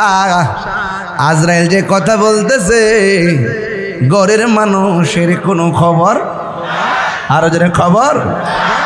আজ থেকে 19 বছর আগে একটা গান গাইতাম, মানুষকে আমি বলে গান গাই, এই জন্য এখন এগুলো সাইরা দিছি। এখন 19 বছর পর, 19 বছর আগে যে গানটা গাইছি, এখন আইসা এই বয়সে তারা গানের অর্থ বিছরা পাইছে। এটা কোনটা জানেননি? কইতাম নি রে বাবা। রংমহলে থাকবার বন্ধু পালঙ্কে শুইয়া, কোন সন্ধানে আজরাইল ঢুকিল আসিয়া, দুয়ারে প্রহরী তৈয়া প্রবেশ করলো কে মহনে, আর কি দেখা হবে রে মাতার বাড়ি বাসি জীবনে, ঠিক না? আমার পাশে আমার মা, আমার পাশে আমার বাবা বসা আছে রে। আজরাইলে আমার মাথার চুলের মধ্যে আশ্রাইতেছে, কেউ টের পায় না। সবাই আমার মুখের মধ্যে পানি দেয়, এই পানি আমার কণ্ঠের নিচে যায় না। এত বড় ছিদ্র দিয়া পানি ঢুকে না, এই দিকটা বাইরে যায় কেন? আল্লাহ গো, আমি তারা পানি পান করার রিজিকের দরজায় তালা মারছি, যতই চেষ্টা করো কোনো লাভ হবে না। জোরে জোরে কন্যা ঠিক কিনা রে বাবা? আমার আল্লাহ তার রিজিকের দরজায় তালা মারছে। বান্দারে 2 দিন যদি চাকরিতে না যায়, বেতন কাইটা দেয়, এক মাসের মধ্যে 15 দিন চাকরিতে না গেলে বেতন কাইটা দেয় হাজিরা না দিলে। অথচ আমার আল্লাহ 5 ওয়াক্ত নামাজের হাজিরা আমরা দিছে। আমরা একদিন গেলাম না, 2 দিন গেলাম না, 3 দিন গেলাম না। দুনিয়ার মালিকানা পাইয়া 15 দিন না গেলে বেতন কাইটা দেয়। আর আমার আল্লাহর হাজিরা দিয়ে আমরা মাসের পর মাস দেই না। আল্লাহ যদি ইচ্ছা করতো রে বাবা, মাছের কাটা গলার মধ্যে লাগাইয়া আমাদের রিজিকের দরজায় তালা মারতে পারতো কি পারতো না? ওই আজরাইল মাথার চুলের মধ্যে চিরুন দিয়া আসর দিব। এবার বান্দার চোখের মধ্যে একটা ঘুম ঘুম ভাব আসবে। এবার আজরাইলে কানের কাছে মুখটা লাগায় চুপি চুপি বলবে, ও আল্লাহর বান্দা, ও আল্লাহর বান্দা, আমি কিন্তু এমনি কোথাও আসি না। আমি আসছি, আল্লাহ হুকুম করেছেন তোমার রুহটারে নিয়ে যাওয়ার জন্য। তুমি কি বলো? ইমানদার বলবে, আজরাইল আর দেরি কইরো না গো, আমার রুহটারে লইয়া যাও। আমি যারে দেখার জন্য পাগল, তাড়াতাড়ি রুহ নিয়ে আমার সেই ব্যবস্থা করে দাও। আজরাইলে যেই মাত্র রুহুর মধ্যে ধরব, এই মুহূর্তে আল্লাহ জান্নাতের একটা ফেরেশতারে ডাক দিয়ে বলে, ও আমার ফেরেশতা, জান্নাতের মধ্যে যা। এদিকে তাকান, জান্নাতের মধ্যে যা। জান্নাতের মধ্যে যাইয়া সাদা রঙের একটা কাফন একটা কাপড় লয়, কাপড়। এই কাপড়টা লইয়া ওই বান্দার চোখের সামনে দাঁড়াবি। কোন বান্দার ঘরের দরজার সামনে সাদা কাপড় নিয়ে দাঁড়াইয়া থাকবে, আর হাতের মধ্যে একটা আতরের বোতল থাকবে। আল্লাহ বলবে, ফেরেশতারে, আজকে এই আমার প্রেমিক বান্দার রুহটা কবজ করবে। যেই মাত্র রুহটা কবজ করবে, আজরাইলের হাত থেকে তোমার হাতে আনবা, আইনা জান্নাতের সাদা কাফন দিয়া এই রুহটারে বাইন্ডিং করবা। সুবহানাল্লাহ কন্যা গিল্লাইয়া এই রুহটারে বাইন্ডিং কইরা তুমি আসমানের দিকে একটা উড়াল দিবা। ওই ফেরেশতা মাতার বাড়ি ঘরের দরজায় এসে দাঁড়ায় গেছে। আজরাইলে মুমিনের জান সার্জারি করতেছে। রুহটা নিতে দেরি, ওই জান্নাতের ফেরেশতা তার এই কাফনের ভিতরে রুহটা নিয়ে গেল। রুহটারে নিয়ে তিনি আসমানের দিকে উড়াল দিল। প্রথম আকাশের মধ্যে গেল, ইয়া আইয়াতুহান নাফসুল মুতমাইন্নাহ ইরজিই ইলা রাব্বিকি রাদিয়াতাম মারদিয়াহ ফাদখুলি ফি ইবাদি ওয়াদখুলি জান্নাতি। প্রথম আকাশের মধ্যে ফেরেশতা যাবে, আজ ওই ফেরেশতারা সালাম দিবে। দ্বিতীয় আসমানের মধ্যে যাওয়ার পর ফেরেশতারা জিগাইব, তোমার হাতে কি? ওই মাতার বাড়ির ইমানদারের রূহ নিয়ে আইছি। মাতার বাড়ির ইমানদারের কথা শুনতে দেরি, ফেরেশতা সালাম দিতে দেরি করবে না। তৃতীয় আকাশের মধ্যে গেল, মাতার বাড়ির ইমানদারের রূহটা দেখবে।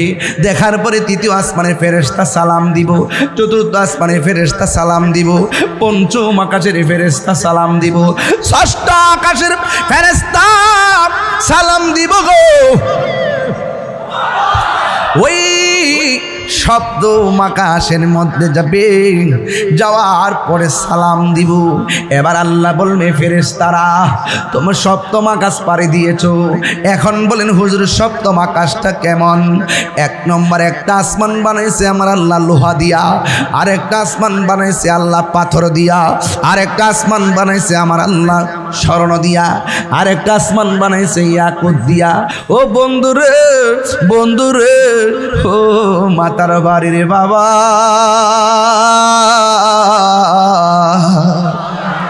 এবার সপ্তম আকাশে যখন আজরাইল ওই ফেরেশতা যাবে, আল্লাহ ডাক দিয়া বলবে, ফেরেশতারা রে আর সামনে যাইস না। আমি আল্লাহ ইমানদারের রুহটারে রাখার জন্যে আমি আল্লাহ একটা বাড়ি বানাইছি।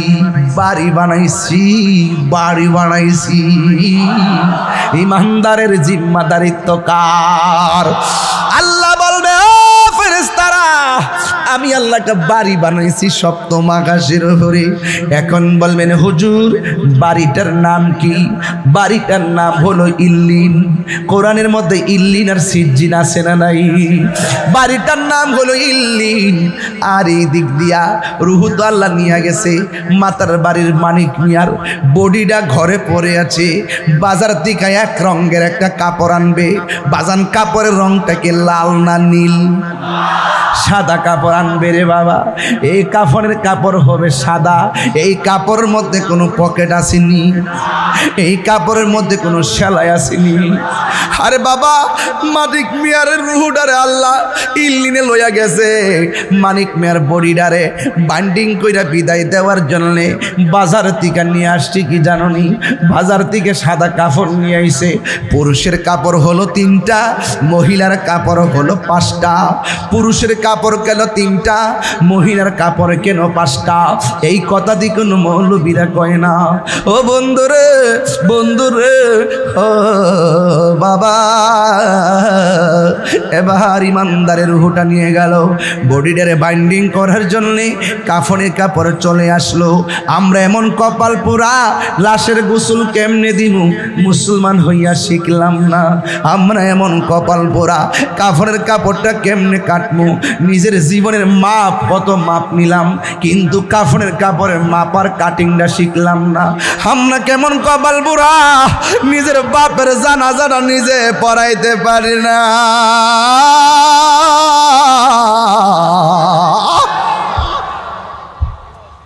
আমরার মতো কপাল পোড়া আর কেউ নাই রে। হে আমার বাবা, মসজিদের মধ্যে একটা খাট আসিনি রে বাবা। ওই খাটটা প্রতিদিন আমরা মসজিদে দেখি। একটা বার ভাবি নাই খাটের মধ্যে আমার কইরা আসল বাড়িতে লই আইব। ওই খাটটা সময় মতো আমার বাড়িতে চলে যাবে। আমার বাড়িতে চতুর্দিকে কাপড় টানাইব, টানাইয়া বড়ই পাতার গরম জল করব। হাইরে কত রঙের পাতা দেখলাম, বাঁশ পাতা, তাল পাতা, কত পাতা দেখলাম। বড়ই পাতার গরম জল দিয়া কেন গোসল দেওয়াই? এই কথা দিয়ে কোনো মৌলবীরা কয় না। হাইরে এবার গরম জল করে সাবান দিয়া দৌত করে, আঙ্গুলগুলা খিলাল করে। যদি একটা বার সময় পান মাতার বাড়ির বাবা, কেউ যদি মারা যায় গোসলের ভিতরে ডুববেন। ডুইকা ডুইকা গোসল না করার অসুবিধা নাই, শুধুমাত্র তাকাইয়া তাকাইয়া দেখবেন মানিক মিয়া দোকানে চা খাইছে, মানিক মিয়া রিক্সা চালাইছে, মানিক মিয়া চাকরি করছে, মানিক মিয়া নামাজ পড়ছে। এই মানিক মিয়ার দেহ থেকে রুটা যখন বার হইয়া গেছে গো, এই গোসলখানায় গিয়া ডুইকা দেখবেন মানিক মিয়া এইভাবে পয়দা রইছে, এইভাবে সোজা হইয়া পয়রা রয়েছে। হাত লড়াইতে পারে না, পা লড়াইতে পারে না, টুট লড়াইতে পারে না। একটা বার গোসলখানায় যাইয়া দেখবেন মানুষটা কেমনে তরতাজা হইয়া পয়রা রয়েছে। ডান কাত দিকে বাম হইতে যাইতে পারে না। ও চট্টগ্রামের বাবা, আগ্রাবাদের বাবা, মাতার বাড়ির বাবা, দুনিয়া অহংকারের জায়গা নয়। মইরা গেলে বাজারে বসবেন দেহটার কোনো দাম নাই। ও বন্ধুরে, গরম পানি দিয়া জল করতেছে, বেশি গরম পানি দেয় না, বেশি ঠান্ডা পানিও দেয় না। কত মায়া! এই কথা আমি প্রায় মাহফিলের মধ্যে বলি। বেশি গরম পানি দেয় না, বেশি ঠান্ডা পানিও দেয় না। কত মায়া! আবার জুড়েও টিপ দেয় না। কত মায়া! আবার সুয়াতিকে বসাইয়া পেটের মধ্যে চাপ দিয়া পায়খানা বের হলে টিস্যু দিয়া পরিষ্কার করে। এমনি কাহারো পায়খানার মধ্যে কেউ ধরে না। ওই মুহূর্তে গোসল দেওয়ার সময় মলমূত্র যখন বের হয়, পেটের মধ্যে চাপ দিলে যখন পায়খানা বের হয় টিস্যু দিয়া পরিষ্কার করে দেয়। কত মায়া!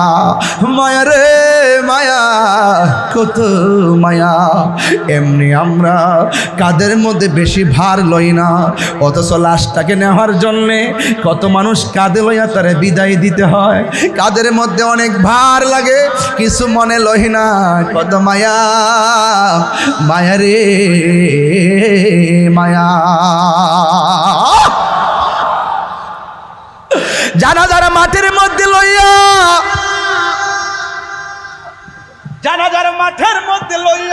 আল্লাহু আকবার জানাজার মাঠের মধ্যে লইয়া একটা মানুষ লাশের পাশে দাঁড়ায় কয় আমার ভাই আপনাদের সঙ্গে চলছে, চলার পথে যদি বলবি আর তুমি কইরা থেকে আল্লাহর রাস্তায় মাফ কইরা দিবেন। লাশটা 1 সেকেন্ড লড়তে পারে না। আমি প্রশ্ন রাখতে চাই যুবক, আমার লাশটার পাশে রাখা আরেকজনের ক্ষমা চাইবো কেন? দুনিয়াতে থাকা অবস্থায় কি আমরা একজন আরেকজনের কাছে মাফ চাইতে পারি না?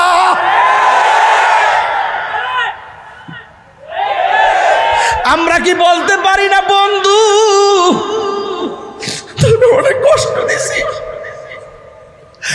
আব্বা আপনার অনেক কষ্ট দিছি, আম্মা আপনার অনেক কষ্ট দিছি, ও দোকানদার ভাই আপনারে বড় কষ্ট দিছি, ও মসজিদের কমিটি আপনারে বড় কষ্ট দিছি।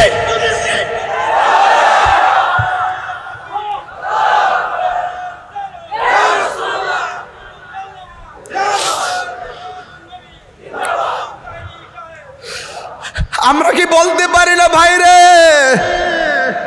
ও ভাই হারিয়ে যাব একদিন আমি রব নাই ভুবন চিরদিন, হারিয়ে যাব একদিন রব নাই ভুবন চিরদিন, ক্ষমা করে দিও তোমরা আমায় বলো,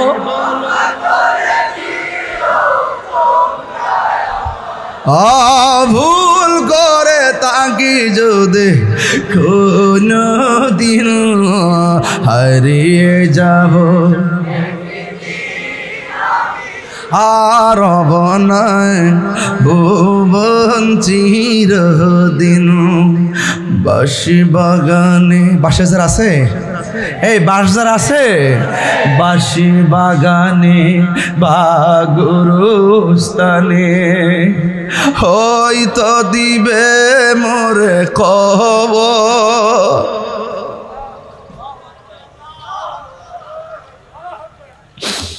বাঁশি বাগানে বা গুরুস্থানে হয়তো দিবে মোরে খবর, তোমরা আমায় যাবে ভুলে রাখবে না জানি কোন খবর, পড়বে কি মনে আমার কথা, ফেলবে কি অস্ত্র কোনো দিন হারিয়ে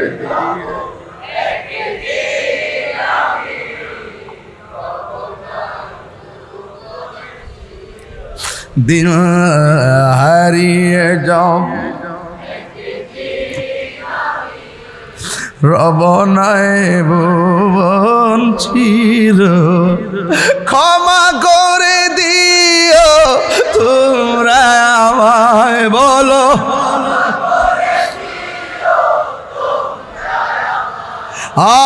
ভুল করে তাকি যদি কোনো দিন হারিয়ে যাব, ইস রব নাই ভুবন চিরদিন।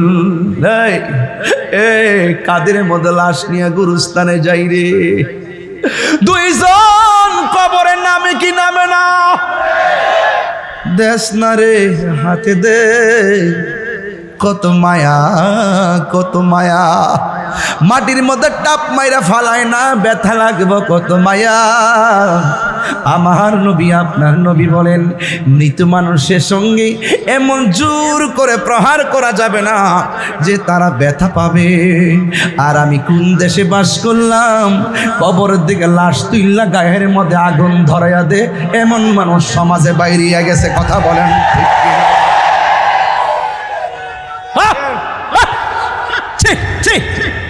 ধিক্কার জানাই সেই ব্যবস্থাপনাকে। কথা বলেন ঠিক কিনা? ধিক্কার জানাই তাদের আদর্শকে। ঠিক কিনা? ধিক্কার জানাই তাদের চেতনাকে। ঠিক কিনা? ধিক্কার জানাই তাদের অমানবিকতাকে। কথা বলেন ঠিক কিনা? যাদের কাছে কবরের লাশ নিরাপদ না, তারা কখনো ধর্মের রিয়েল হিরো হতে পারে না।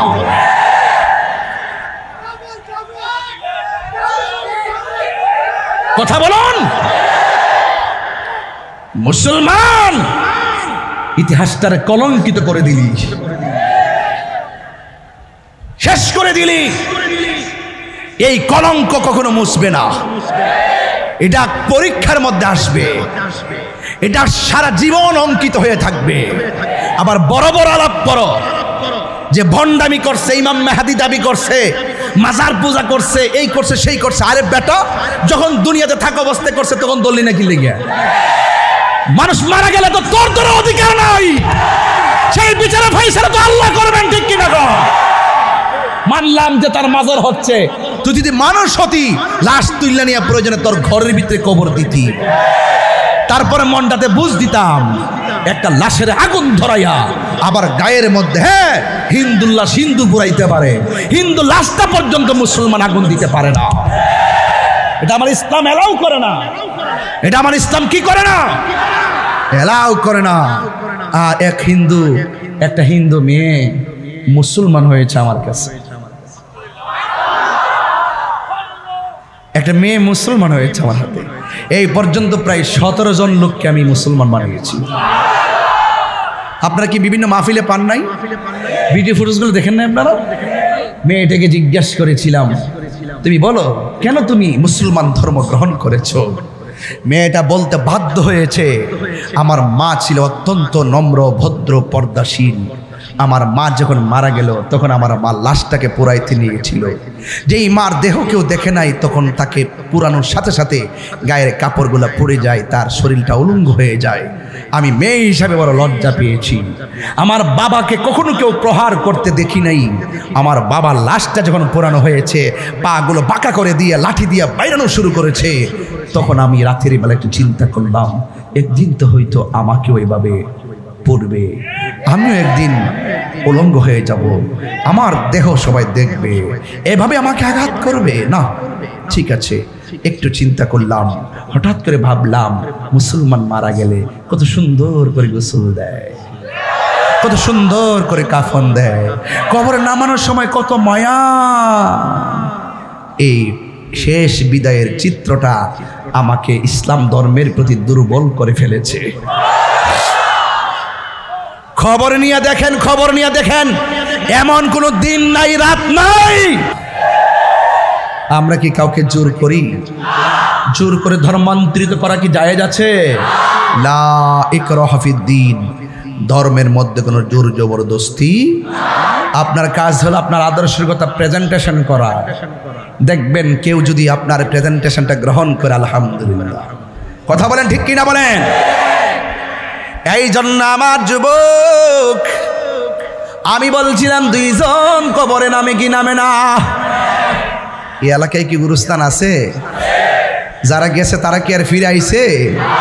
কেউ আসে নাই, কেউ আসে নাই, কেউ আসবে না। ও আপনার যারা যারা বসছেন, বন্ধু বান্ধব মিলাই বসছেন না? আপনার খুব বন্ধু আজকে মইরা দেখেন, জানাজার মাঠ থেকে দৌড় মারে, কয় ক্রিকেট খেলা আছে। বন্ধু 5000 ফ্রেন্ড দেখেন না মোবাইলে, একটা লেখা দিয়া দেখেন, মাত্র 20টা কমেন্টস। কথা বলেন ঠিক কিনা? বন্ধু কবরে যাবে না, মাটি দিল, সব দিল। মনে আসেনি রুহুডার কথা? কথা কেন মনে আসেনি? আমি না মানিক মিয়া রুহু ইল্লিনের কেলাম, মানিক মিয়ার বডিডারে কাফন দিবার লাগিয়া মাতার বাড়ি থেকে কিনে আনলাম কাফনের কাপড়। সাদা না কালা? পকেট আসেনি? হ্যাঁ নাই, ছেলে আসেনি নেই, বান্ডিং করে লয়ে যেতেছি, কবরে ঢুকাই দিলাম, বাঁশগুলা বিছাই দিলাম, চাটিগুলা দিলাম। মিনহা খলাকনাকুম ওয়া ফিহা নুঈদুকুম ওয়া মিনহা নুখরিজুকুম তারাতান উখরা বলে বলে মাটি দিয়ে দিলাম। 40 কদম হেঁটে আসলাম। আসতে আসতে আল্লাহ কয়, এ ফেরেশতারা, আমার প্রেমিক তো পরীক্ষার হলে গেছে, ইল্লিন থেকে রুহুটা নিয়ে তার ভিতরে ঢুকাই দিয়াও, আমার প্রেমিকের পরীক্ষা হবে, পরীক্ষা। যেরকম না সুবহানাল্লাহ কন। রুহুটা যেই মাত্র ভিতরে দিয়া দিবে তখন ইমানদার এমনি চাই যাব, কিরে কই আইলাম?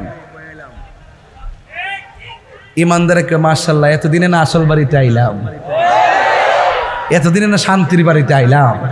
কই আসলাম রে? দুনিয়া দুনিয়া সিজনুল মুমিনিন, দুনিয়াটা মুমিনের জন্য হলো জেলখানা। কথা কান ঠিক কিনা? কবরে যাওয়ার ইমানদার কি ভাব লইব? এমনি দুইজন ফেরেশতা ঢুকবে, সুবহানাল্লাহ কইতেন না? ঢুইকা বলবে, ভাই বসো, উঠায়া বসাবে, বলবে মার রব্বুকা, বলবে রব্বি আল্লাহ, ওয়া মা দীনুকা, তোমার দিন কি? বলবে দীনি আল ইসলাম। তোমার এই যে কবরে লোকটা বসে আছে, তিনি সম্পর্কে তোমরা কি বলতে? জোরে কন্যা সুবহানাল্লাহ কন্যা কেন? আচ্ছা বলেন তো, মাতার বাড়ির মানুষ জবানটা খুললে কোন কবরের ভিতরে কি আমার নবী সরাসরি আসবেন নাকি ছবি দেখাবে? আমার নবী সরাসরি আসার ক্ষমতা আছে না নাই?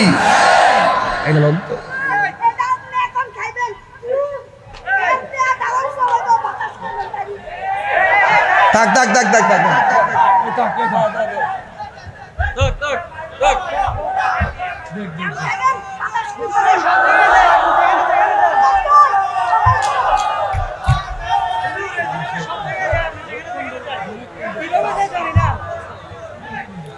মারহাবা জোরে বলেন। এই নেমত মোবাইল শুকর বলে আলহামদুলিল্লাহ কন, আর বড় কোন আলহামদুলিল্লাহ কন। তাহলে কবরে যাবার পরে প্রশ্ন করবে কয়টা? এখানে আমার রবের প্রশ্ন আছে না নাই? এখন মাতার বাড়ির মানুষ জবানটা কইলে কোন আল্লাহ কি দুইজন না একজন? আঙ্গুল তুলে কোন, আমার মতো তোলেন। এই আঙ্গুলটা অনেক অনেক কিছুর জবাব হয়ে যাবে। আল্লাহ কয়জন? সেজদা পাওয়ার মালিককে? আল্লাহ ছাড়া কি কাহারো কাছে মাথা নত করা যাবে? আজকে যারা আমাদেরকে ওয়াজে বাধা দেয় তারা প্রশাসন কি বোঝায় জানেন? কইতা মাজার পূজারি, তাহিরি মাজার পূজারি, তাহিরি ভণ্ড, এ আসতে পারবে না, হে গান গায়। তো আমি এখানে ক্লিয়ার করছি, প্রশাসনের কানে পৌঁছাই দিচ্ছি, আল্লাহ কয়জন? সেজদা পাওয়ার মালিককে। মাথা নত করবো কার কাছে? আমরা কি মাজার গিয়া সেজদা করি? মাজারওয়ালাকে আমরা কি আল্লাহ মনে করি? আমরা কি মাজারওয়ালার কাছে চাই? কার কাছে চাই? তাহলে আমরা মাজার পূজারি বলে কেন? এটা হলো একটা ট্যাগ, এটা হলো একটা অপপ্রচার, এটা হলো গুজব। কথা বলেন ঠিক কিনা বলেন? দেখছেন না গুজব তোলে, এদের বিভিন্ন ফলোয়ার আছে, এরা অনলাইনে অনেক শক্তিশালী। ওরা দেখবেন চোখের পলকে আপনাকে 10 নামাই দিছে। ওরা গোপনে গোপনে সব করবে, ফাঁকে আপনাকে চাঁদাবাজ বানাই দিবে। ওরা গোপনে গোপনে সব করবে, আপনার গোপনে গোপনে আপনাকে দুর্নীতিবাজ বানাই দিবে। ওরা গোপনে গোপনে সব করবে, যত ভণ্ডামি আছে সব তারা করবে, তলা তলে আপনাকে ভণ্ড বানাই দিবে। এদের ফলোয়ার অনেক। এই জন্য আমার যুবক ভাইরা, তোমরা অনলাইনের জবাব অনলাইনে দিতে হবে, মুখের জবাব মুখে দিতে হবে, লাঠির জবাব লাঠি দিয়েই দিতে হবে। কথা বলা ঠিক না?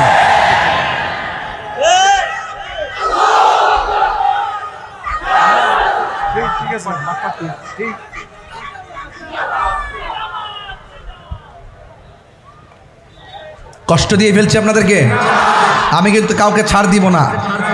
আমি এত ফ্রেশ কথা বলতেছি, এরপর আমাকে ট্যাগ লাগায়। আমি কি কোনো সময় ছায়া শিবির গান গাইছি? হিন্দি গান গাইছি? ব্যান্ডের গান গাইছি? আধুনিক গান গাইছি? আমি নবী শান গাইছি। শানের সামার তালে তালে জিকির করছি। সামা গাওয়া জায়েজ, জিকির করা জায়েজ, দুরূদ পড়া জায়েজ, নবী শান গাওয়া জায়েজ। আতিউল্লাহ ওয়া আতিউর রাসূল ওয়া উলিল আমরি মিনকুম, আল্লাহর আনুগত্য, নবীর অনুসরণ, আউলিয়া কেরামের অনুকরণ, এই তিনটার কথা তো আল্লাহই কোরআনে বলেছেন। কথা বলেন ঠিক না বেঠে? ভাত খাস, ভাত খাস, ভাতের লোকে সানন খাস না, তরকারি খাস না? আমি ভাত খেয়ে নি, তারপরে কথা বলবো। কি রে পানি খাস না?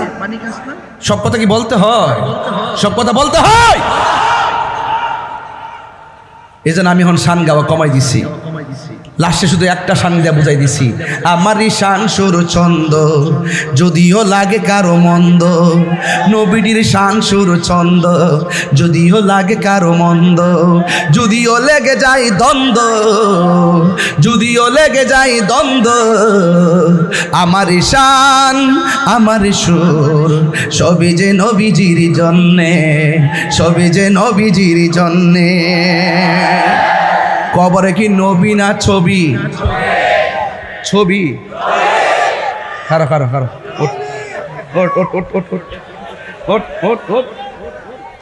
কবরে কি নবী না ছবি?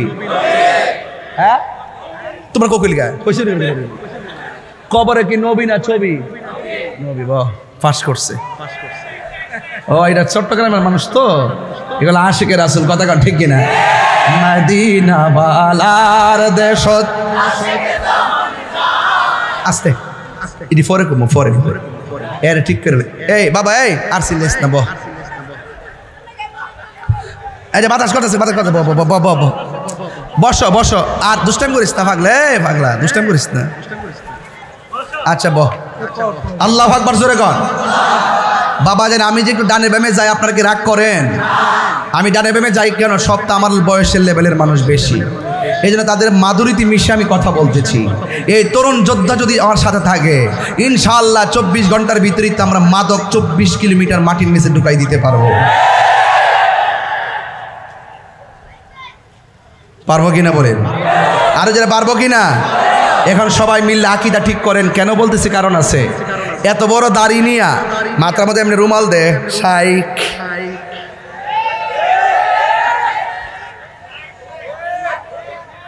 ইউটিউব মৌলবি, গুগল মুফতি, ফেসবুক মুফাসসির, আমরার মতন 12টার পরে 1টার পরে এমন হাজার লোক নিয়ে জীবনে এরা ওয়াজ করার চান্স নাই। শুনলে না করতো, এটা কি পাবলিক খায়? এটা ইউটিউবের ব্যবসা করে, উল্টা পাল্টা একটা ফতুয়া দে, এটা যত ভিউয়ার্স হইব হ্যাঁ একটা ব্যবসা ইনকাম করতে পারবো। এটা হলো একটা ইনকাম করার ধান্দা আর কি, বুঝেন না ব্যাপারটা? যে একটা উল্টা পাল্টা একটা ফতুয়া দিয়ে দিলাম, এটা বাইরে হয়ে গেলো, ভিউয়ার্স হইলে ফাঁকে দা আমার ডলার ঢুকতে পারলো। এই জন্য আমি বলি এই মৌলবীরা ডলার খায়া কালার ফাল্টায়, কথা কারণ ঠিক কিনা? ইদানিং ইদানিং একটা জিনিস খেয়াল করছেন না আপনারা? আমাদের অনেক হুজুর আর দোয়ার ভাষাই পাল্টাই গেছে গে, টেহা দিলে দোয়ার ভাষা পাল্টাই জায়গা। আর অহন তো সুদের ওয়াজ করই না মৌলবীরা, ওয়াজ করে ডরা ডরা ডরা ওয়াজ করো না। সুদ যে হারাম, এটা কি মোল্লার কথা না আল্লাহর কথা? তো তুমি ডরাও কিনলে গিয়া, তুমি ডরাও দু হিডা হিডা হিডা। আমরা যে কই এই দেশে একমাত্র পিওর শিওর একদম নিট এন্ড ক্লিন আহলুস সুন্নাত ওয়াল জামাত। এরা টাকার কাছে ঈমান বিক্রি করে না, ঠিক কিনা বলেন?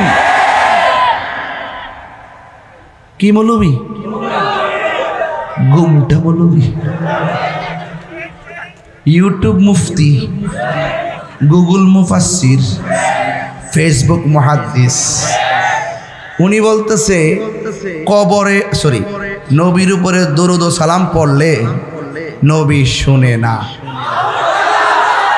এমনকি নবী রওজা মুবারকের পাশে যায়ও যদি পড়ে তারপরও শুনে না।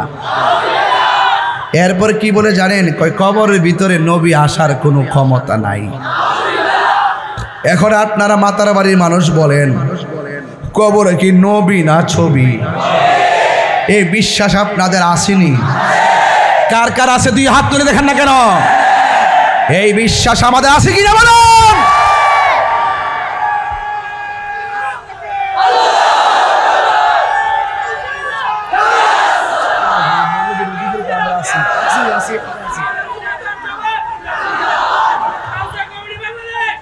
মারহাবাগন। কবরে নবী আসার ক্ষমতা আছে তো ইনশাআল্লাহ। যারা এই বিশ্বাসটা করবেন, দেখবেন মা বাপ চাইরা কবরে গেছেন, দেখবেন আমার নবী 2 হাত তুলে আপনাকে রিসিভ করবে। আরো বড় করে বলেন সুবহানাল্লাহ। এখন মাতার বাড়িতে গুরুস্থান আছে কিনা? কয় বছর আগের গুরুস্থান? কয় বছর হইব? 200 বছর। কয়শো বছর? ইতিহাস জানবেন না একটা? কবর দেওয়ার পরে 3 দিন পরে আপনার নাকটা পচে যাবে, সারা জীবন মনে করছেন ফ্যাটটা মনে ফুটটা জায়গা, ঠিক না? এই নাকটা পচে যাবে, নাকটা সর্বপ্রথম এটা নরম, পেটের ভিতর থেকে কীড়াগুলা এই নাক দিয়ে প্রথম বের হবে, পোকাগুলা বাইরে বাইরে সবাই খবর দিবে একটা দারুণ খাবার পাইছি, তাড়াতাড়ি আসো। পোকামাকড় লাইন দিয়ে কবরে ঢুকবে। 3 দিন পরে নাকটা পচে যাবে, 6 দিন পরে আঙ্গুলের নখগুলা খুলে যাবে, 9 দিন পরে মাথার চুলগুলো পড়ে যাবে, এরপরের স্টেপটা চোখগুলা খুলে যাবে, এরপরে পেটটা ফেটে যাবে, এরপরে হাড্ডি থেকে গোশতগুলো ছেড়ে দিবে, এরপরে আপনার হাড্ডির যে জোড়া একের পর এক পাট পাট পরে থাকবে। বাবাজানরে বলছিলাম গুরুস্থানের বয়স কত, তিনি বললেন 150 বছর। এখন ইতিহাস বলতেছে আপনার আজকে থেকে 60 বছর আগে যে মারা গেছে, 60 বছর যখন পূর্ণ হয় একটা মানুষের হাড্ডিও কবরে আর বাকি থাকে না, সব মাটির সঙ্গে মিশে যায়। তার মানে কি আমার দাদা যদি মরে গিয়ে থাকে, আমার দাদার বাপ যদি মরে গিয়ে থাকে, কি হয়ে গেছে? কি হয়ে গেছে? তো আমার দাদার যেই দশা আমারও কি আরেক দশা হবে নাকি? এই জন্য যুবক প্রশ্ন আছে, আপনার হাড্ডি পচে গেল, আপনার বডি পচে গেল, আপনি যাই বলেন না বলেন, যত অপবাদই দেন না কেন, ওই ফাগলার যে কবর থেকে তুলছেন 14 দিন পরে বেড়ার কিছুই হইছে না। কার ভিতরে কিতা আছে, কোন কারণে পড়ছে না, কিরে হইছে না, যেমন আসিনে মনে হয়, এটা কেডা জানে? বেশি মাওলানাগিরি দেখায়ও না, গুমটার তলে ফুংটার বাসা, কথা কোন ঠিক কিনা? নামাজ পড়লে জাহান্নামে যাবে, রোজা রাইখে জাহান্নামে যাবে, হজ কইরা জাহান্নামে যাবে, একমাত্র ভিতরে রিয়া, অহংকার আর বেনামাজি আর বেঈমানের কারণে, কথা বলেন ঠিক কিনা? বেটা তুমি কাকে কি বলতে চাইতেছো, কাকে কি বলতে চাও?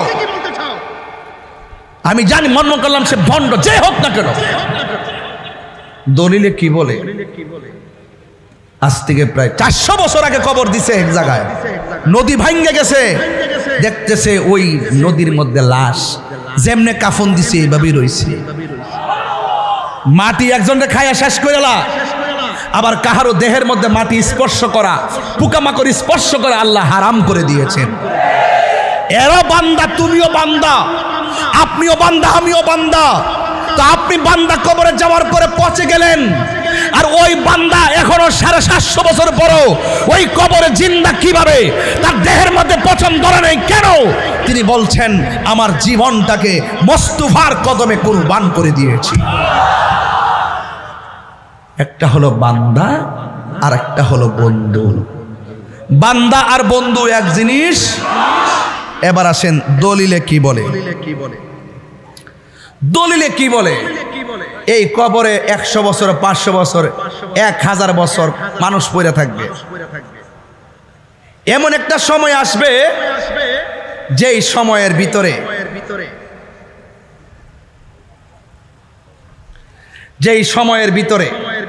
এই যে হাদিস শরীফের মধ্যে আসছে, হাদিস শরীফে এসেছে হযরত সাহাল ইবনে সাদ রাদিয়াল্লাহু তাআলা থেকে বর্ণিত। তিনি বলতেছেন ইউহশারুন নাসু ইয়াউমাল কিয়ামাতি আলা আরদিন। সব মানুষ কবরে যাওয়ার পর একদিন এই মানুষগুলো কিয়ামতের সম্মুখীন হবে। আর কিয়ামতের সম্মুখীন হওয়ার পর ইউহশারুন নাসু ইয়াউমাল কিয়ামাতি আলাল আরদিন, একটা জমিনের মধ্যে তাদেরকে একত্রিত করা হবে। বাইদা আফরা, ওই ময়দানের যে মাটি হবে এই মাটিটা হবে পুরা মাটি। যেরকম কোন মাটি বলে না, কোন মাটি? কাউরসাতিন নাকি। এই মাঠের মধ্যে কোনো গাছপালা থাকবে না। লাইসা ফিহা আলামুন লি আহাদিন, এটা সবার জন্য সমান হবে। আরেক হাদিসের মধ্যে বলছে ইউহশারুন নাসু ইয়াউমাল কিয়ামাতি হুফাতান উরাতান, বলছে হাসরের মাঠে মানুষ যখন কবর থেকে একত্রিত হবে সে থাকবে উলঙ্গ। কি থাকবে? তার পায়ের মধ্যে কোনো জুতা থাকবে? কথা বলেন, তার পায়ের মধ্যে কোনো জুতা থাকবে না। কুলতু, আয়েশা সিদ্দিকা বলেন, আমি জিজ্ঞেস করলাম, ইয়া রাসূলুল্লাহ, আন-নিসাউ উযলা ওয়া রিজালান জামিআ, রিজালু জামিআ। ইয়া রাসূলুল্লাহ, নারী এবং পুরুষ এভাবেই একত্রিত হবে? ইয়ানজুর বা'দুহুম ইলা বা'দিন, একজন আরেকজনকে দেখবে, এটা কেমন মাঠ? ইয়া আয়েশা, রাসূল বলেন, হে আয়েশা, আল আমরু আশাদ্দু মিন আয়ানজুরা বা'দুহুম ইলা বা'দিন। আয়েশা রে, তুমি যে বলতেছো একজন আরেকজনকে দেখবে না, কবর থেকে মানুষ যখন উলঙ্গ অবস্থায় পুরা মাটির মাঠে গিয়ে একত্রিত হবে, যেই মাঠে কোনো গাছ থাকবে না, মাথার 8 বিঘা উপরে সূর্য থাকবে, নিচের পুরা মাটিটা হবে তামার মতন, আর মাথার 8 বিঘা উপরে 12টা মুখ নিয়ে যখন দিবে তাপ, তখন 1 সেকেন্ডের জন্য কাহারও দিকে তাকাইবার সময় পাবে না। চিৎকার মেরে কি আল্লাহু আকবার বলবেন না? আয়েশা, এইভাবে ঘাটটা বাঁকা করে তারা হাসরের মাঠে যাবে, একজন আরেকজনকে দেখার কোনো সুযোগ পাবে না। আয়েশা বলেন, ইয়া রাসূলুল্লাহ, বড় কঠিন মাঠ হবে গো। আমার আল্লাহর হাবিব বলে, উম্মত, ওই সূর্যের তাপ যখন তোমার মাথার মধ্যে লাগবে রে, বাতের মার যেমন করে ছিটে টকবক করে ডানে বামে ছিটে ছিটে পড়ে, তোমার মাথার মগজগুলো এমনভাবে ছিটে ছিটে ডানে বামে পড়বে। সেই দিন মা সন্তানকে পরিচয় দিবে না, সন্তান মাকে পরিচয় দিবে না। সবার জবানের ভিতরে একটা মাত্র স্লোগান, নাফসি নাফসি বলে কান্না করবে, নাফসি নাফসি বলে কান্না করবে, নাফসি নাফসি বলে কান্না করবে।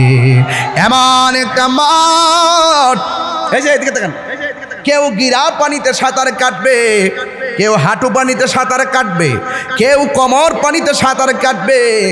এই পানিগুলো কর্ণফুলীর পানির মতন ঠান্ডা হবে না, এই পানিগুলো দুনিয়ার আগুনের চাইতে 70 গুণ গরম হবে সেই পানি। ওই পানির মধ্যে তারা একেবারে সাঁতরাইব, আল্লাহরে ডাক দিয়া বলবে, আল্লাহ, ও আল্লাহ গো, আর সহ্য করতে পারি না। একদিন নয়, 2 দিন নয়, হাসরের ময়দানে একদিন দুনিয়ার 50,000 বছর, এমনভাবে হাসরের ময়দানে 50,000 বছর মানুষ গরম পানির মধ্যে দাঁড়ায়া থাকবে। ওই কঠিন মুসিবতে একজন নবীকে তাকায়া দেখবে, দাঁড়ায়া রইছে, জিজ্ঞাসা করবে, ও নবী, আপনি আমাদের আদম নবী, আমাদের আদি পিতা, মেহেরবানি করে আমাদের জন্য একটু সুপারিশ করেন না। আদম নবী বলবে, আমি পারবো না, আল্লাহ আমারে বলছে গন্ধম খাইতে নিষেধ করলো, আমি গন্ধম খেয়েছিলাম, যদিও আল্লাহ আমারে ক্ষমা করেছে, এখন আমার মধ্যে ভয় কাজ করে। আদম নবী বলে, নাফসি নাফসি। ইব্রাহিম নবী বলে, নাফসি নাফসি। জাকারিয়া নবী বলে, নাফসি নাফসি। ইউনুস নবী বলে, নাফসি নাফসি।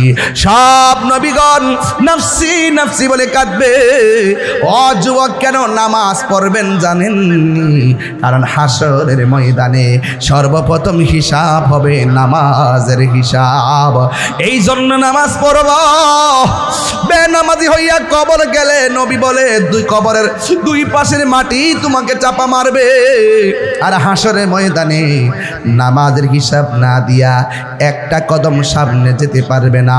অর্থ কোন পথে ব্যয় করছো এই হিসাব না দিয়া সামনে যেতে পারবে না। যৌবন কোন কালে ব্যয় করছো এই তুমি যদি এই হিসাব না দাও, একটা সেকেন্ডও সামনে যাওয়া যাবে না। সবার মুখের মধ্যে নাফসি নাফসি। আল্লাহর হাবিব বলেন, ওই কঠিন মুসিবতের সময় কিছু কিছু মানুষের গায়ের মধ্যে একদম আগুনের শিকল দিয়া তারে বাইদা রাখা হয়েছে।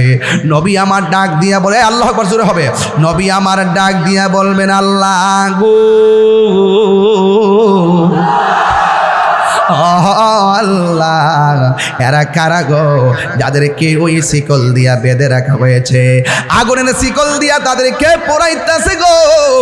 আমার নবীকে আমার আল্লাহ ডাক দিয়া কয়, ও বন্ধু, এরা কারা জানেননি? এরা হলো দুনিয়ার ওই সমস্ত বান্দা বান্দি যারা দুনিয়াতে মা বাবারে কষ্ট দিয়েছে। যুবকের দল পায়ের মধ্যে হাত দিয়া বইলা দিয়া যায়, এখনো সময় আছে রে বাবা, মা বাবা যারা বেঁচে আছে কখনো কষ্ট দিয়েন না। আমার মতো বাবা হারাইলে বুঝবেন বাবা হারাবে তা কত কঠিন, কথা কোন ঠিক কিনা? আরে কত ঈদ যাই, কত ঈদ যাই নতুন জামা লাগা, মা বাপ ছাড়া ঈদ কি মজা লাগে। কত কোরবানি যায়, গলা ভর্তি করে গোশত খায়, কিন্তু মা বাপ না থাকার কারণে মনে শান্তি লাগে না। বাবা গো বাবা, বাবা গো বাবা, বাবা তুমি কেমন আছো ছোট মাটির ঘরে, তোমার কথার হৃদয় মাঝে পড়ছে বারে বারে। বাবা গো বাবা, বাবা গো বাবা, কত আদর কত স্নেহ তোমার কাছে পেলাম, সব কিছু হারিয়ে আজকে নিঃস্ব হয়ে গেলাম।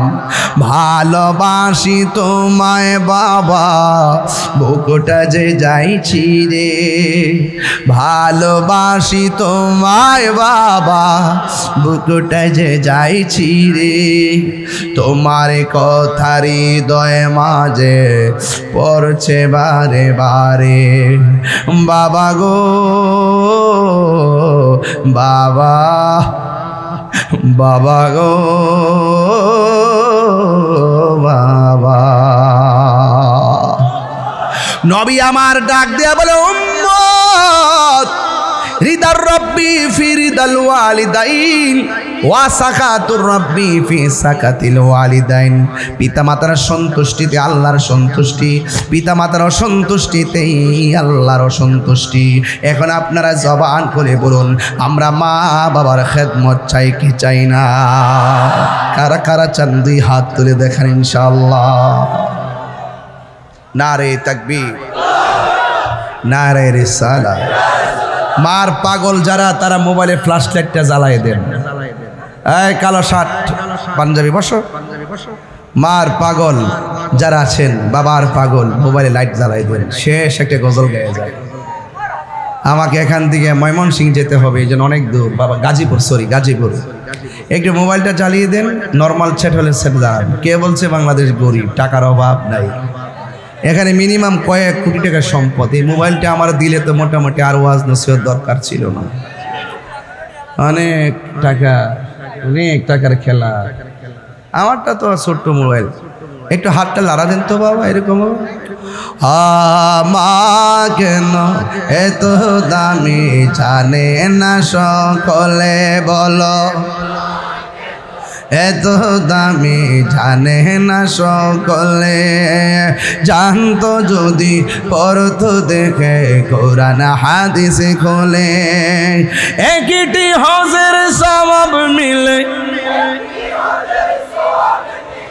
মাকে একবার দেখিলে, মা কেন এত দামি জানে না সকলে বলো, মা কেন এত দামি জানে না সকলে। 2 বছর পান করালো মায়ের বুকের দুধ, কোলে পিঠে নিয়ে আমায় দিতেন কত সুখ।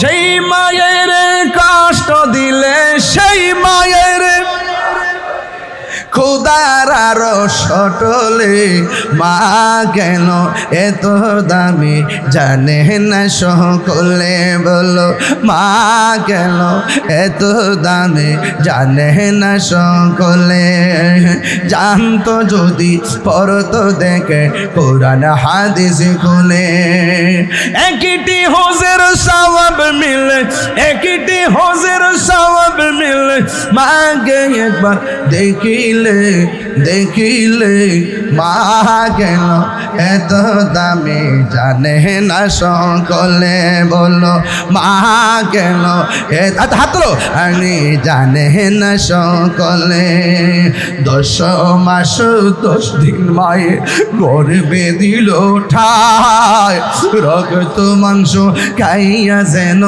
এলাম দুনিয়ায় সেই মায়ের দুঃখ দিলে সেই খোদার আরো সটলে মা কেন এত দামি জানে না সকলে বলো মা কেন এত দামি জানে না সকলে জানতো যদি পড়তো দেখে কোরআন হাদিস খুলে একটি হজের সওয়াব মিলে একটি হজের সওয়াব মিলে মাকে একবার দেখিলে দেখিলে মা কেন এত দামি জানে না সকলে বলো মা কেন এত দামি জানে না সকলে জানতো যদি পড়তো দেখে কোরআন হাদিস খুলে মা গো বলো না মদিনা কত দূর এ মা গো বলো না মদিনা কত দূরে সেথায় আমি যাব কেমন করে শুনেছি সেথায় নাকি শুনেছি সেথায় নাকি দয়াল নবী আছে রে মা গো বলো না মদিনা কত দূরে সেথায় আমি যাব কেমন করে মা গো আমি তোমার কাছে চাই না চকলেট মিষ্টি তাহার রোজা দেখিতে চাই যার জন্য সব সৃষ্টি সে আশা বাদলো বাসা দয়ালের সে আশা বাদলো বাসা আমার অন্তরে মা গো বলো না মদিনা কত মা গো বলো না মদিনা কত দূরে সেথায় আমি যাব কেমন করে শুনেছি সেথায় নাকি শুনেছি সেথায় নাকি কামলিওয়ালা আছে রে বলো না মদিনা কত দূরে মা গো বলো না মদিনা কত দূরে মা গো বলো না মদিনা কত দূরে মা গো বলো না মদিনা কত দূরে কি বুঝাইছি কি বুঝাইছি জানুনি মার প্রশ্ন করছো মা বলো না মদিনা কোথায় মদিনায় যাবার নবী বলে উম্মত তুই যদি তোর মায়ের চেহারার দিকে একবার যদি নেক নজর তাকাস আমার আল্লাহ তোর আমল নামাই কবুল হজের সওয়াব দিয়ে দিবে আল্লাহু আকবার আল জান্নাতু তাহতা আকদামিল উম্মাহাত মায়ের পায়ের নিচে সন্তানের জান্নাত বলছিলাম রাসূল বলছেন হাশরের মাঠে মার অবাধ্য সন্তান যারা এই মুহূর্তে যদি আমি আমার ভাই নাম নাকি সালাউদ্দিন ভাইকে নিয়ে আর বাবা আপনার নামটা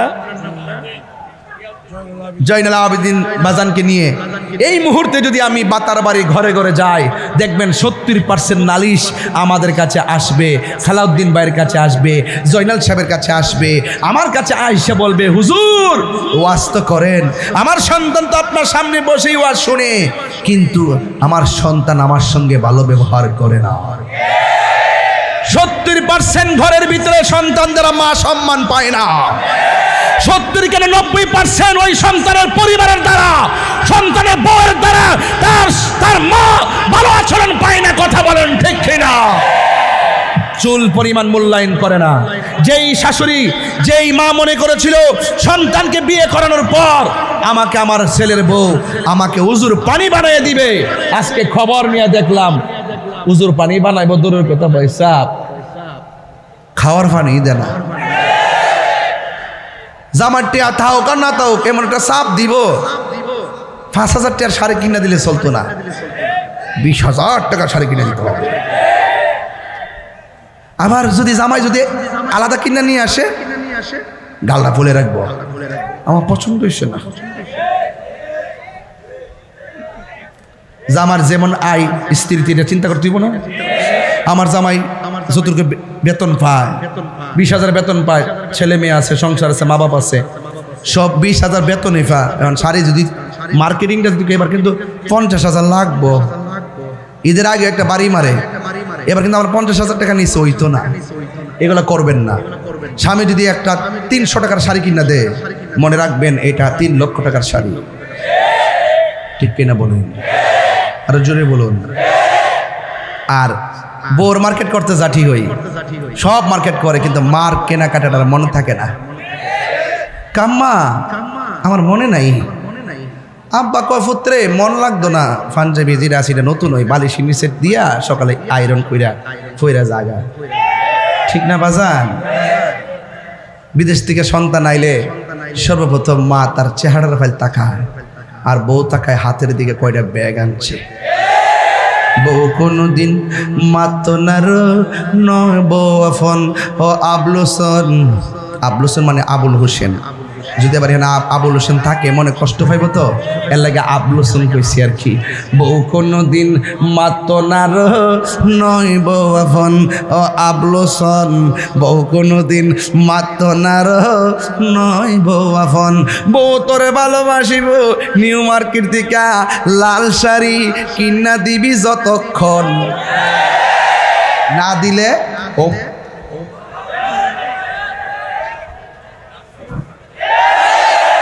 আর যদি কোনো জায়গায় আপদ বিপদ হয়, বউয়ের আগে মা জানুন কথা মিশা নয়।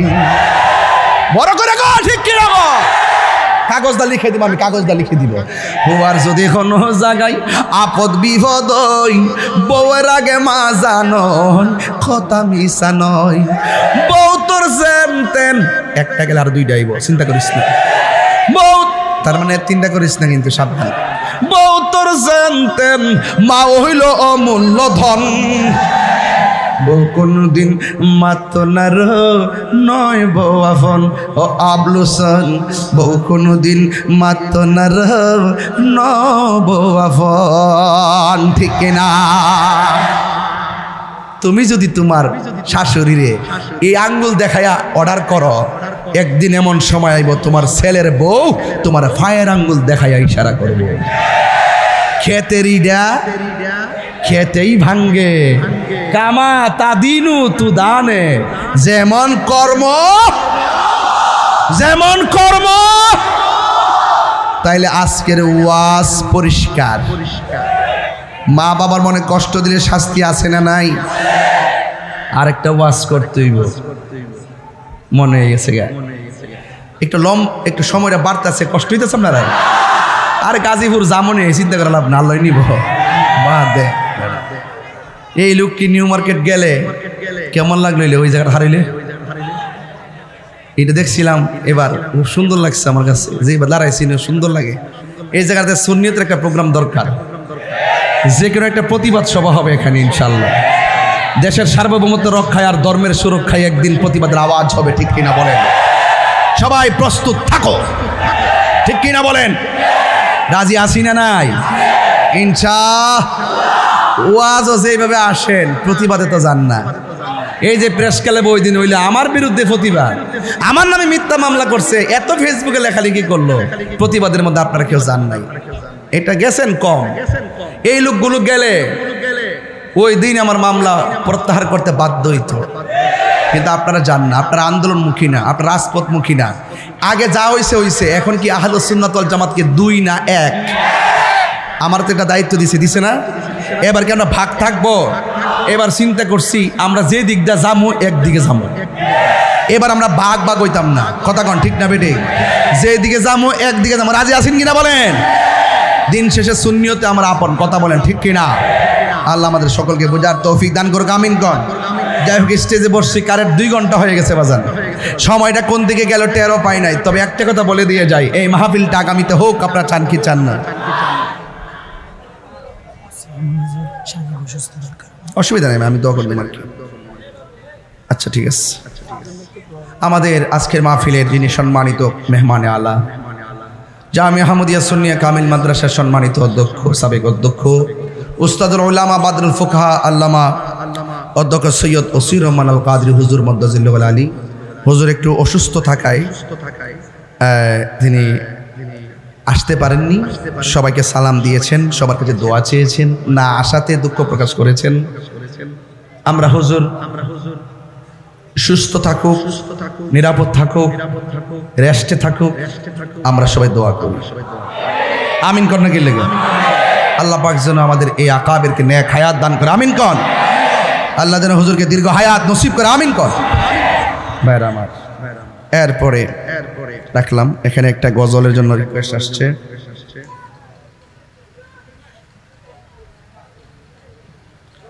ডাক্তার মঞ্জুর আহমদ আল আহমদ ওয়াইসি রাইফাই হুজুর একটা কাসিদা গাওয়ার জন্য। আচ্ছা, তিনি জান্নাতুল বাকিতে তিনি আরাম ফরমাচ্ছেন। মারহাবা জোরে গান।